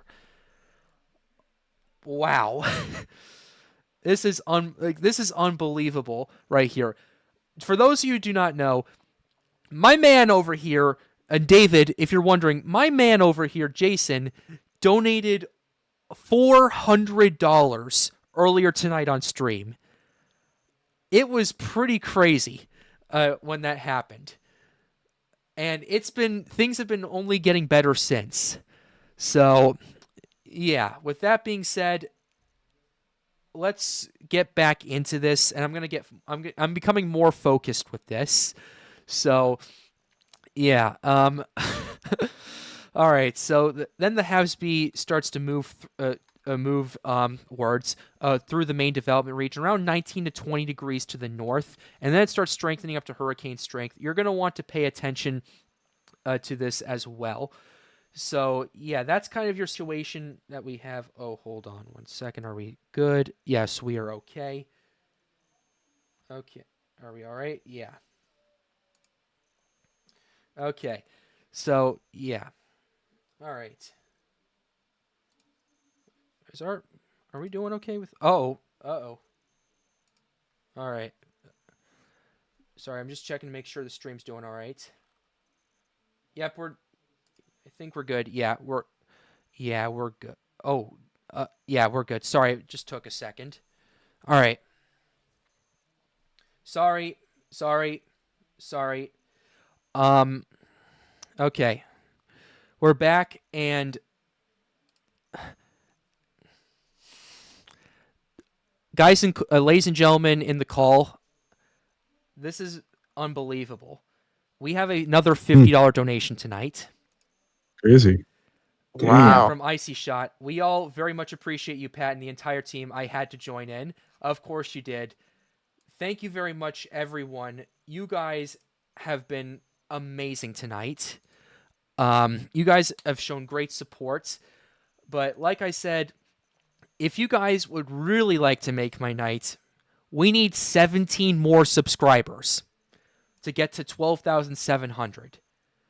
Talk to all your friends. Talk to all your family members. Tell them to go subscribe to the Pat's Path Predictor channel. And David Schlotthauer decides to chip in as well with $20. Great work, Pat's Path Predictor. I love your intro. What is up, weather enthusiasts? I'm your host, Pat's Path Predictor. Let's get right into the weather. I had to do it for David. He loves it. So, anyway, I'm gonna get back to on track right here. That's not why I'm doing this. I'm not doing this for all of that. And Peter Moss with another $20. We're over $600 tonight. All right. Okay. With that being said, let's go ahead and get back on track. Weather-related stuff. Is there any... Oh, Weather Kingdom's here. Perfect timing, actually, because I know he has quite a few things to say. So, yeah, once he comes on, we'll get him on, and we'll let him have his section. Hey, Weather Kingdom. Hey, can you hear me? Yeah, we can hear you. Yeah, we can hear you. Bro. I heard I was listening in on everything. You saw the chaos. It all. You saw the chaos. Yeah, I did. That was wonderful. Yeah, it's unbelievable. That was awesome. Yeah. But the Tropics been pretty busy. I mean, trying to get busy, I guess. Dude, I saw you were streaming earlier today. I'm glad you're joining tonight. Yeah, that was actually probably the best stream I ever had. Yeah, it was. But anyway, Weather Kingdom, welcome to the stream. I want your thoughts on what you think with 97L and how it's evolving. I want your overall take of what you may think it will happen. So what I've seen, I know there's been a lot of things with out to sea, hitting land, and there's been countless things on social media with all the model, with every, one run it has it making landfall in South Carolina as a catastrophic going up the East Coast. And what I said earlier too is nothing's off the table. I mean, there's that chance that, it could skim the coast. It could go out to sea, but it's been this windshield effect where it goes back and forth with the models. And one thing I will say is we are going to have a storm, a named storm out of this, no matter what. We do have some sort of consistent that this has a very high ceiling for the storm. I've been listening in on everything, and there's a lot of stuff that, you guys probably already went over with the models and the troughing in the United States. One thing I noticed with the models today is they've been going back and forth because a trough and the timing. If the storm moves slower or faster, it gets taken out with the trough that's coming from the United States. Then there's some runs like the APHIS Euro and the 12Z, and then especially the 18Z, where now it has it impacting the United States because it misses the trough and it's a little bit weaker. One thing I know for sure, the GFS has a massive bias on the northern, has the low going very north, and it has it already as a form storm in no matter like 12 hours. I do not believe that because there is a lot of still unstable. The atmosphere is still stable. There's still shear and stuff, and still stuff we have to take a look at. But I can't really talk too much this second. But my overall take on this is every 0Z run, every run does count, especially the main ones, the 0Z and the 12Zs. I think tomorrow will be a massive day for the storm on how it will be developing. But I know you guys have talked a lot already about this, and I think it's going to be an interesting storm and something that's going to be a handful to watch in the next couple days. All right, Weather Kingdom, I appreciate that. Jason Bewley just casually dropped another $5 donation, but that's kind of besides the point tonight. So, yeah, I know there's a lot. I do want to address something in chat, guys. Don't go after each other over this. I really appreciate the support you guys have given me tonight. I'm gonna talk Tropics. If you want to support the channel, feel free to do that. You're under no obligation to do that, and don't feel pressured to do it either. Don't have the chat pressure you guys to do it as well.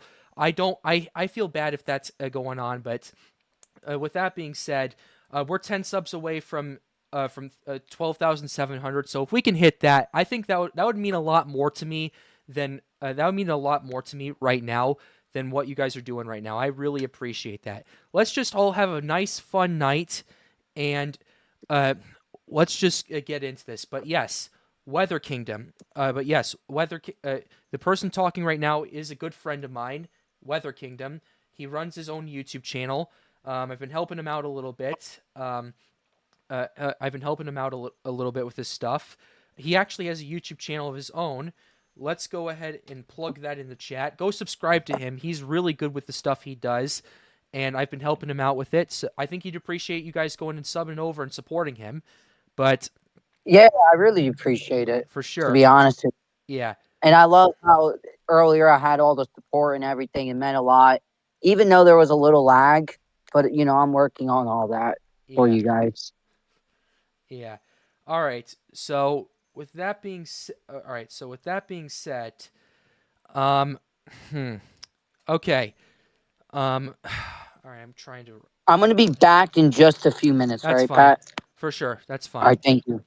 Yep. I would also like to add on to Weather Kingdom's comment. Go for it. Is that the models are being more unreliable than normal due to the volatility of this invest not following the model guidance as we speak. So we're more or less now casting it at this point.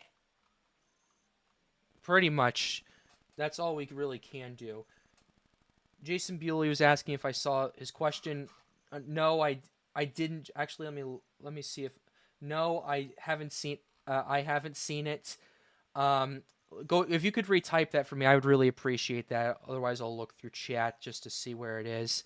But yeah, I think this would actually be a really good time to turn it over to the audience, and so that way we can answer some questions from them, if that's all right with you guys. Because I think them engaged and getting them involved would be very important as well. But yeah, Jason Bewley, if you have your question, please go ahead and type that for right here, as well as anyone else who has a question. We'll go ahead and take some at this current point. Okay, yours 18Z Euro just ran to 144 hours, slightly south of the 12Z Euro at the time frame. Let me pull that up. Is that Yep, that's on Tropical Tidbits. We got it. All right, let's go ahead and do that. Okay, this is interesting. We're getting this pulled up, but yeah, so the Europeans being a lot more realistic and having this kind of not really developing as it's moving through the Cabo Verdes and then starting to move further to the west because of the Azores High and all of that stuff. And then it's starting to slowly organize and develop into tropical storm strength. And then we get to 1,004 millibars, and then it starts to strengthen a bit more down to a 94 millibar system at the 18Z Euro. But if we look at the 12Z at that time frame, yeah, it's definitely further to the south, and it's actually quite a bit stronger as well. So the Europeans favoring that as well. But anyway, we do have some questions right here. First question, we'll go ahead and get started. Jason Bewley was asking is earlier strengthening good to make it miss everything? Yes, because it makes it more likely for it to get pulled into a trough and stay out to sea. That's the first question. Will this pull an Irma? Too early to determine. Too far out at this current point. But yeah, Jason, it'll most likely be a fish storm if it strengthens quick enough. New Jersey threat, too early to determine. We're not even in that planet just yet. Where's it go? Yeah, what's the odds of it hitting land? Definitely a bit higher than it was a couple of hours ago, that's for sure, given what we're seeing. Anyway, but yeah. So, yeah, thank you very much for that. Do I think this will be a Cat 5 going to North Carolina? We're not even going to talk about that. We're too far out, and there's so much uncertainty we don't know. All right. 5 subs away from 12,700.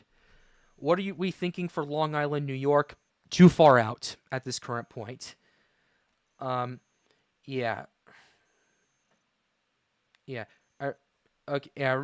right. Okay, Mike B. Dumb question, but is it possible for tropical supercells to spawn tornadoes in the deep tropics? That's actually happened. I think in the deep tropics. I think if there's enough shear, in that area that could support that, it's theoretically possible. But that's more likely to happen in the United States or in the bigger islands in the Antilles. So that's kind of what we're paying attention to. Would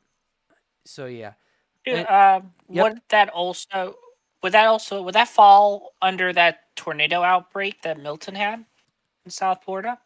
What do you mean? The tornado outbreak. Oh yeah, that tropical Milton tornadoes. Yeah, in South Florida. Absolutely. Weather Kingdom wants to come back on. Okay. All right, Weather Kingdom, you're back on the air. All right. Yeah, we're just answering questions right now. So. Yeah. Okay. Yeah. Why can tropical cyclones ride up the East Coast? It's mainly due to synoptics. That's a good question right there. So basically, what you have over here in Canada are troughs and ridges, and those kind of help steer the system as it moves closer to the United States. And whenever the ridge starts to collapse and a trough starts to take over as it heads towards Florida, it starts to make that turn to the north and then starts to hug along the coast right there as the low-pressure system starts to pull on it further and further out and allow for it to ride up the East Coast. This is actually the reason why.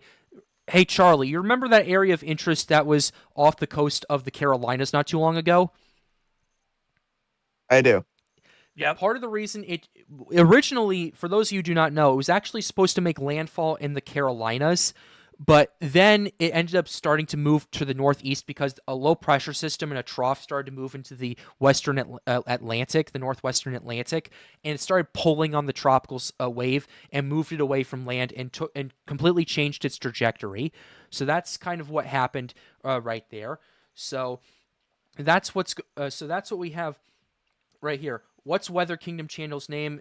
This is it's Weather Kingdom. This is his channel right here. Go subscribe to it. He'd really appreciate it. And I would appreciate 2 more subscribers tonight to get to 12,700. 2 more people, please go subscribe. I would really appreciate it. 2 more subs. But in the meantime, let's see. What were the water temps when Milton went through? I think those were they were at least 30 degrees Celsius from what I remember. So, yeah, I hope that answers it. Okay. Let's see. Is it possible for it to take an Andrew or Katrina kind of path? I know it's still way out. I'm not even going to discuss it right now.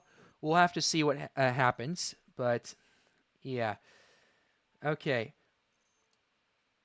So, yeah, that's pretty much all the questions we have right here we'll have to pay attention to. But, yeah, 3 subs away from 12,700. Let's go ahead and hit that subscribe button. I would really appreciate that. So, yeah. Okay. Yeah. All right. Yeah, Jason Bewley, the models look scary. They certainly do. They certainly look scary for sure. That's why we're here tonight, to dissect them and go over all the stuff that we can to you guys, and so that way we can give you a general idea of what may be happening down the road. This is an important one. Severe Weather Center. At this point in time, anything is possible. It could pull an arm. It could pull a Floyd. It could pull an Isabel. I think he meant it could pull an Irma for that first one. It could pull. Okay, that's interesting. All right, there. Sorry, I'm looking at that again. It could pull an Isabel. It could pull an Earl. It could pull a Juan. So anything is possible at this point. Anything's on the cards right now. May a more southern track make an east coast threat higher? It would, for the most part, yes, for sure. Theoretically, yes, because it's going to give more time before potentially before the ridge starts to fall apart and the trough, potential trough takes over. So, yeah. Is it too far out to consider coastal Georgia impact? Yes, for sure. I'll need to talk to Greg about this, because Greg's an emergency manager in Chatham County in Georgia. I'll have to talk to him about that, and get his insight on that as well, because I know he's watching this pretty closely as well. So, yeah. Let's see. Can we end up with a barrel in terms of trajectory? No, it's going going much further up to the north. So, yeah. Can you address the system blowing up in convection? You know what? I actually could use another source that I can use now that this is an invest.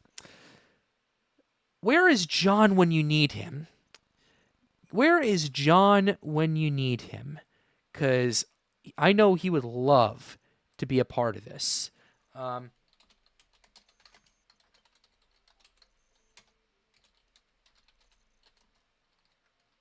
I'm getting him on. Hey, Weather Kingdom. Weather Kingdom. Yes. You remember the Dapia website from last year and earlier this year, right? The Yeah. minute-to-minute one. You know how it kind of starts with flashing lights and all that stuff? Yep. I'm gonna see if I can pull this up, because this would be the perfect time for this right here. I'm gonna see if I can pull this up. Okay, this is John. Right here. Yeah. Okay, I know he sent this to me earlier. Let's see.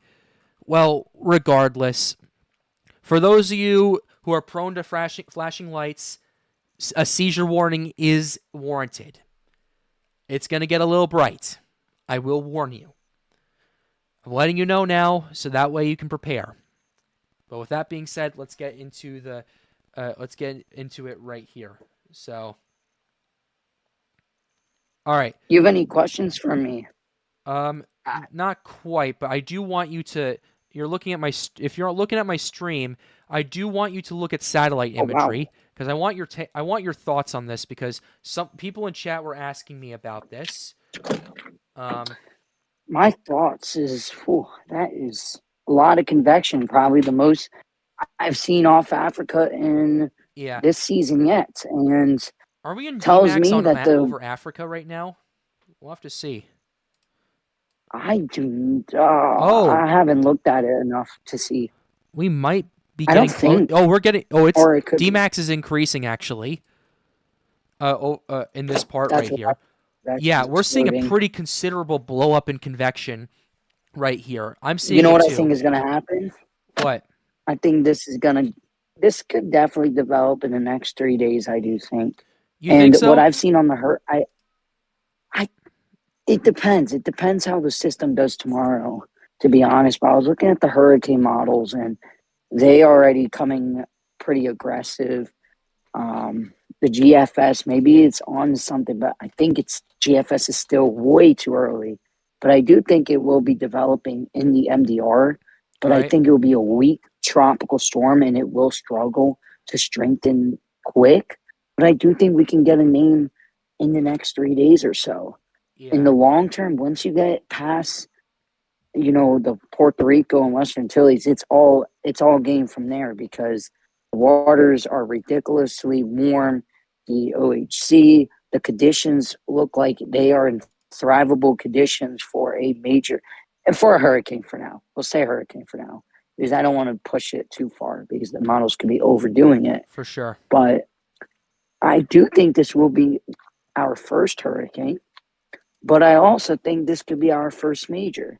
Yeah. And something I forgot to actually say, I've been watching too, there's been a few other waves behind this one. And usually it's pretty crazy that the models are picking up on other waves behind such a big signal like this. Because usually sometimes the models struggle to pick up other tropical waves because they're so focused on this one individual wave. But it's pretty unique that it's showing quite a few other waves and potential development also behind it. So I think the peak of the hurricane season is at least August will be a very active season. I do think we can maybe even pull out another 2 more names. And I do think September, I think the peak of the hurricane season is going to be what it's scheduled for. And I do think we are going to be seeing a very active period. Yeah. For sure. Thank you very much for that. I appreciate the insight. Sorry if I interrupted. No, you're good. I really appreciate it. Well, we hit our subscriber goal, guys. We're at 12,700. We're actually at 12,704. I really appreciate the mad support you guys have given tonight. It's been unbelievable. But with that being said, looking at the convection, this is going to be quite interesting right here. You're definitely starting to see that rotation starting to tighten up a little bit as well. I'm noticing that as well at the low level. I'm watching it just west of the convection. So, yeah. We're going to have to watch this. I am a little hesitant to say, oh, this is the sign of something big is happening because we've seen it all season. Agreed. Weather Kingdom, you remember all that popcorn and convection we'd see with these kinds of invests this early on? Yeah, and then it dies, and then it looks trash the next day, and then people are like, "Oh, what happened?" Yeah. Yeah, and then it blows up again. What's up? We had that same scenario with that low-level spin that was off of Florida's east coast a little bit back. Oh, yeah. I remember that. Yeah. But basically, this is just off the coast of Africa right here. We'll have to watch the next 12 to 24 hours to see if this convection sustains itself. Because if it does, that would be very intriguing to see how that pans out. I don't know. You guys probably looked at this, but have you guys seen the new 18Z Euro? I have. That was a big surprise. It's 18Z, but we'll have to watch your zero Z's tonight, and that was my goal, is to stay up and probably live like I did last night on it. Yeah, I'm probably Or not going to the stay up zero that late. Z's. I've been up since 4:30 in the morning my time, so yeah. The one thing that's been keeping me awake has been all the stream support we've gotten tonight. Honestly, yeah, So can I say something? yeah, go for it. What's interesting too, the Euro is much more stronger of a system, but also much more south. And that kind of surprised me, because usually how it's been, I thought the stronger system would be more north. Yeah, But the European looks like it wants to develop this a little bit more early. And that's been honestly an honest trend with all the models, that, maybe I'm not going to say this convection is going to be the one that really makes this thing goes off, but I do think it's going to, the system's definitely trying. And I think this is going to be one of those systems that it's going to be a long track yeah, system in the next 2 weeks. for sure. Yeah, Jason Bewley's back once again with a $2 donation. Thank you very much once again. We really appreciate all the support you guys have given the Pat's Path Predictor channel and Storms United tonight.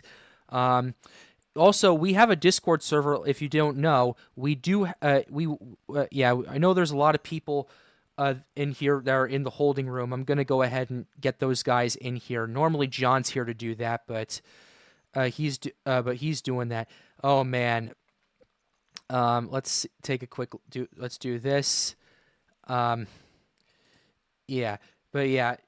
Please be sure to join Storms United. It's the link to the in the pinned chat. We'd really love to have you guys come on and do that and kind of see the behind the scenes as to what's going on, because man, it's been unbelievable.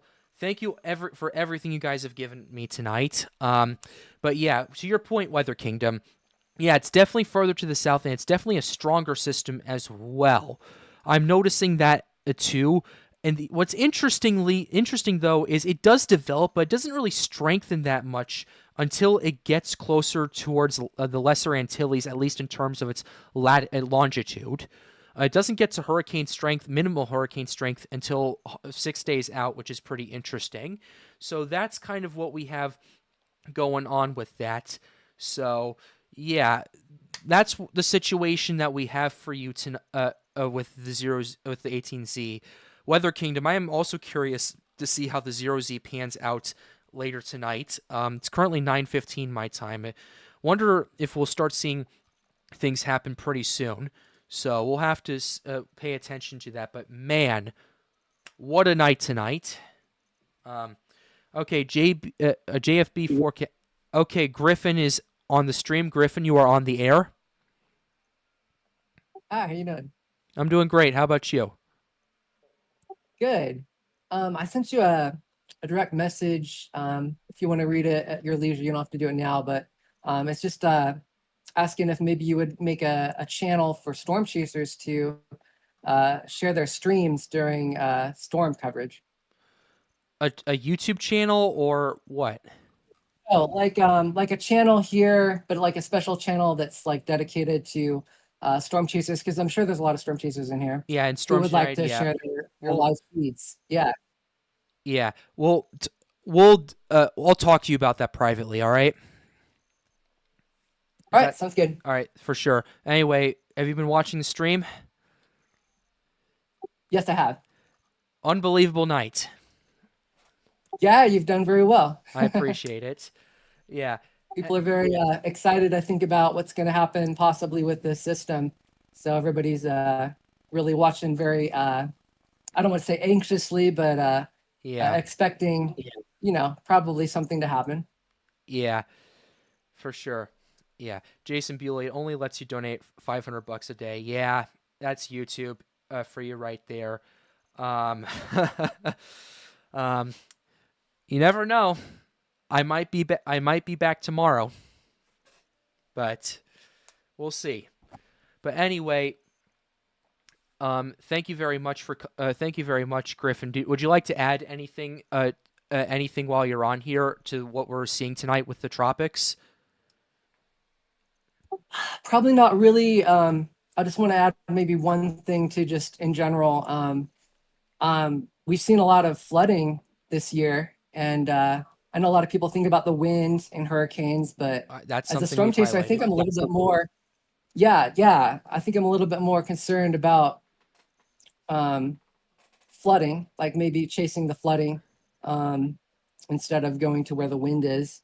But we don't know where it's going to go yet. So obviously, some places flooding isn't as big as of a concern as other places. I wanted to ask you, so like, if it goes to like, we don't know yet, but if it went to like South Carolina, North Carolina, as far as from a flooding perspective, in your opinion, would that be one of the worst scenarios for that kind of a problem? I would say North Carolina would be probably a bit worse because of the rivers that are there. Also, the storm surge, that kind of flooding as well, especially if it hits the Outer Banks and northeastern North Carolina.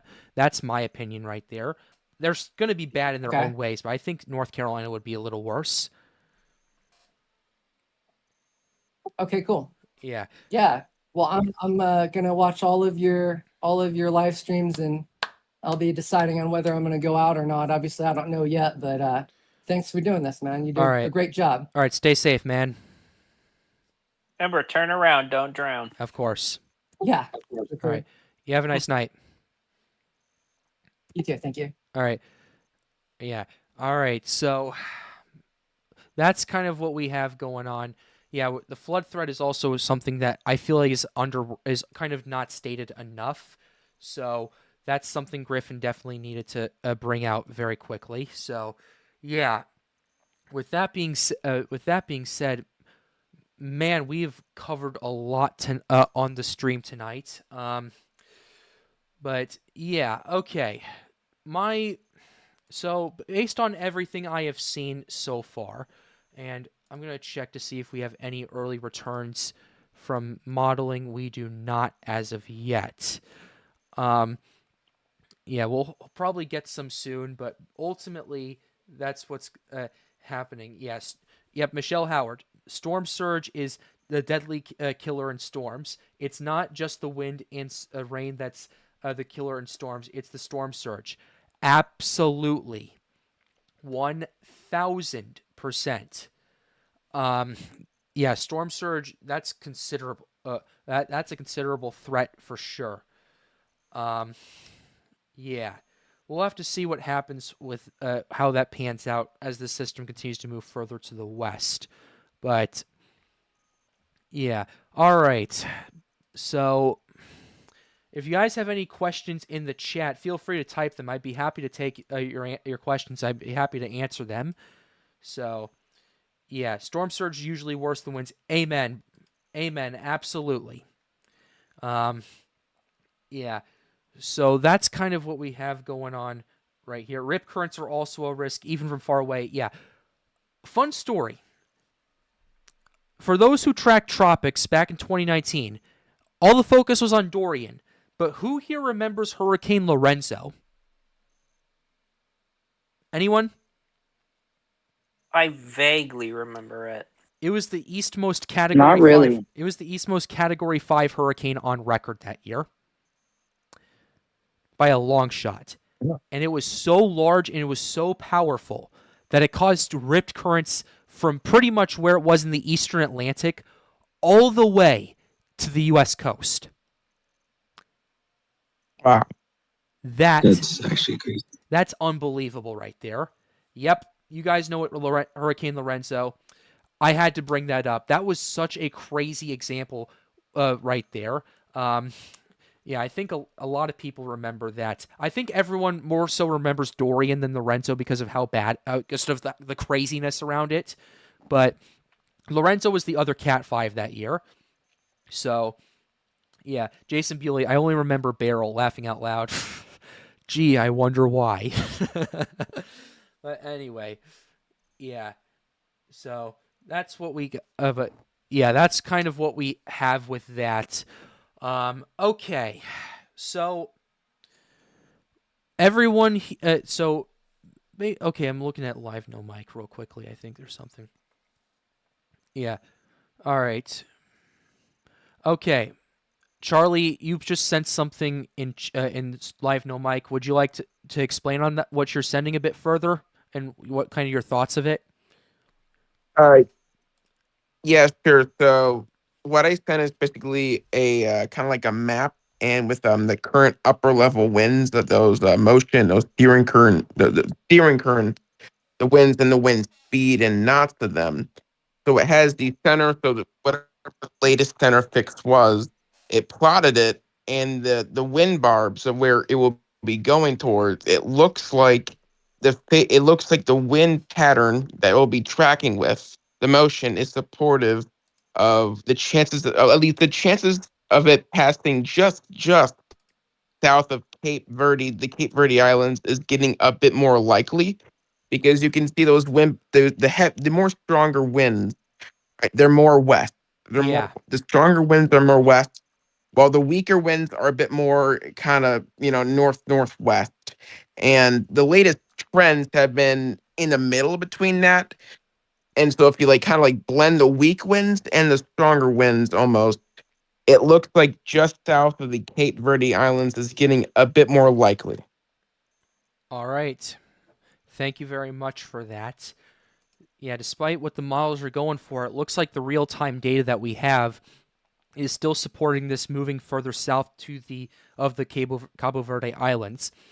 What that ultimately would mean is this would put this further south and potentially put more areas, put more land in the line of fire.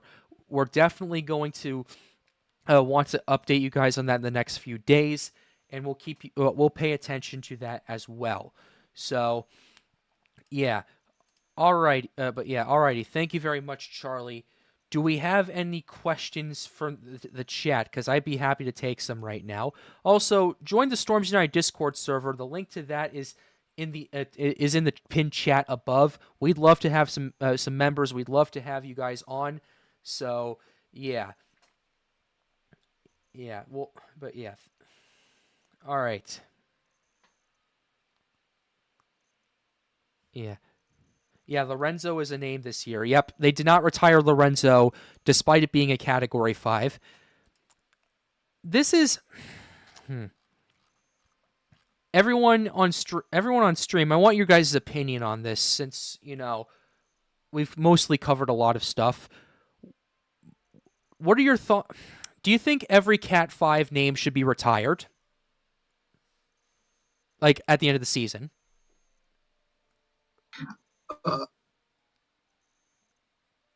I mean, I don't, because with Lorenzo, I'm assuming they did not retire it because it was only indirect impact and not direct. Mm-hmm.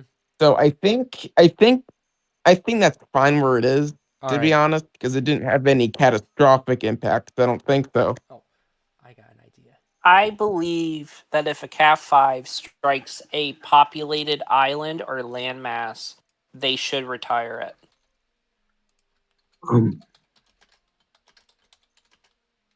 All right. Should every Cat 5 name? I'm putting a poll on this.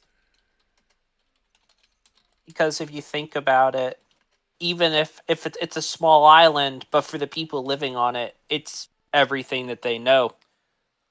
Getting absolutely wiped out. To those in the stream, I put a poll right there. Go ahead and vote on it. Yeah. All right, please continue. Like what Beryl did in the Windward Islands. Beryl basically shredded those islands to bits. Yep. Yeah. I feel like as long as there some type of damage or some type of major damage or death in a sense, it should definitely be retired. All right. Either way. Yeah. The vast majority of the audience is saying no on that. That's interesting. I also believe that just because it becomes a Cat 5, it should not be just retired just because it became a 5. Okay. All right. Just thought I'd get the audience's opinion on this, but yeah, we'll keep the poll up for a few more minutes and then so people can vote. But yeah. All right. Do we have anything else? Or do you think we kind of got a lot done tonight? I think you hit every subject perfectly. All right. I believe so too, yeah. Yeah. All right. Well, everyone in the call here, what are your final thoughts?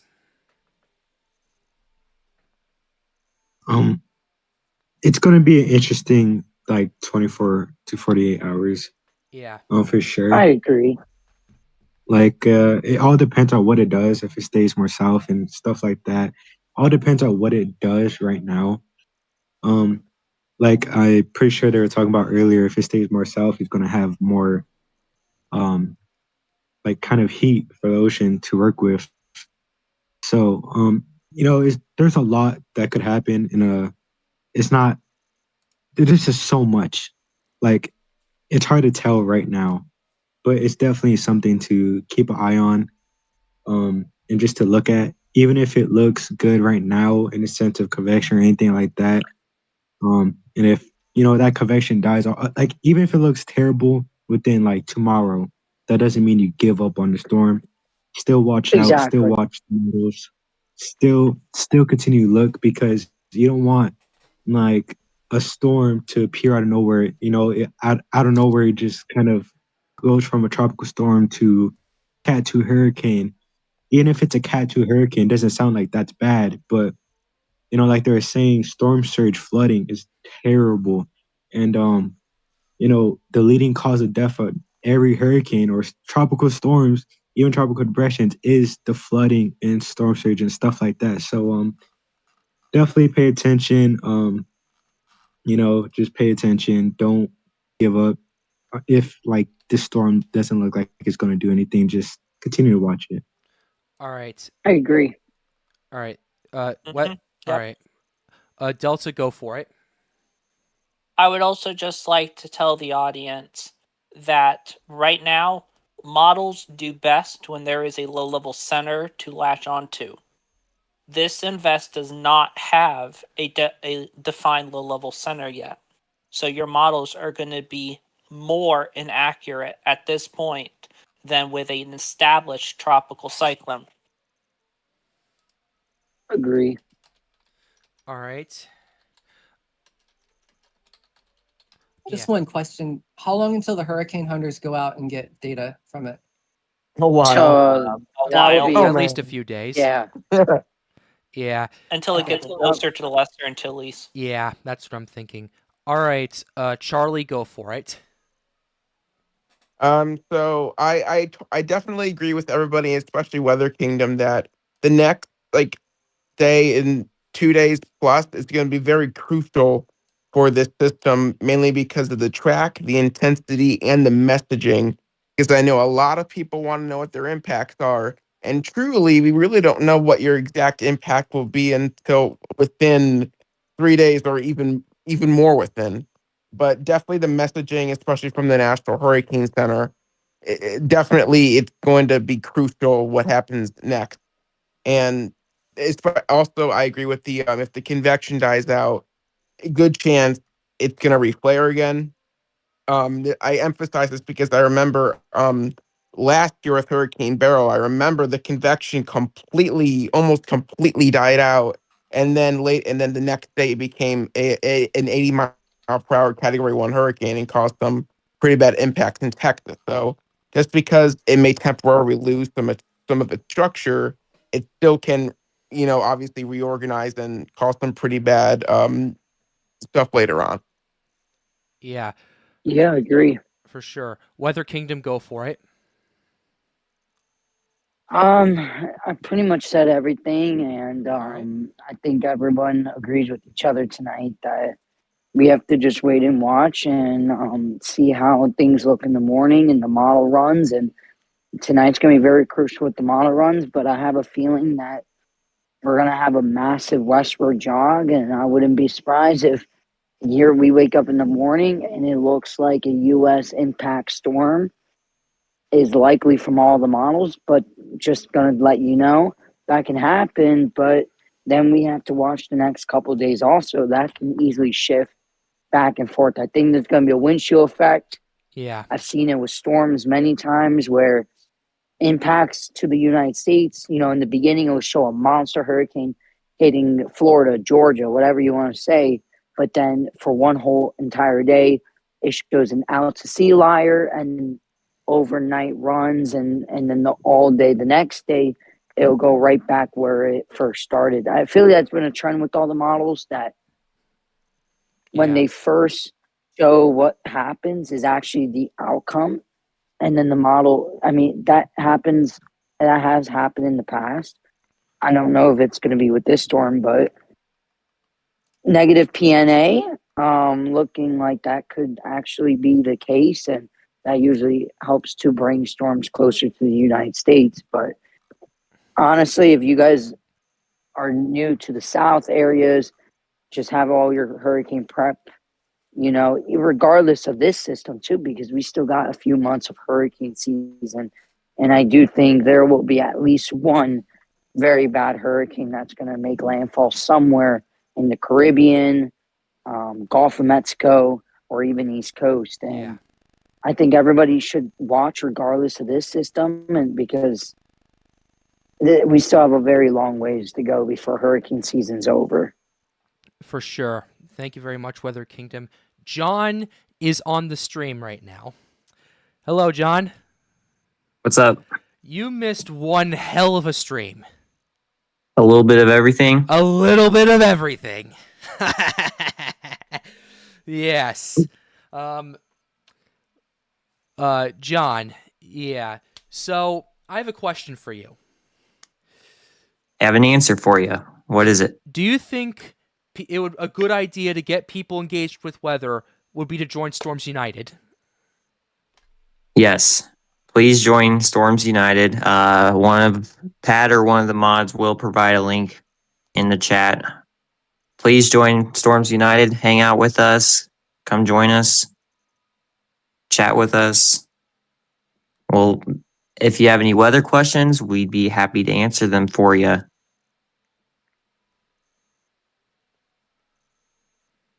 Like, on a personal note, I just like to say that I was watching your guys' streams for years, and I have learned a lot over in the Discord and everything. And now I'm part of the group with you guys.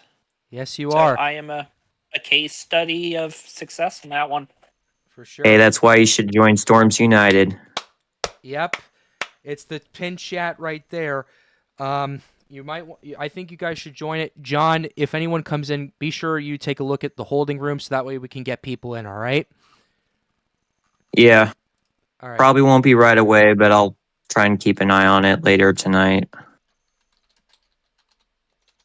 All right, for sure. All right, I have three things I'd like to say tonight.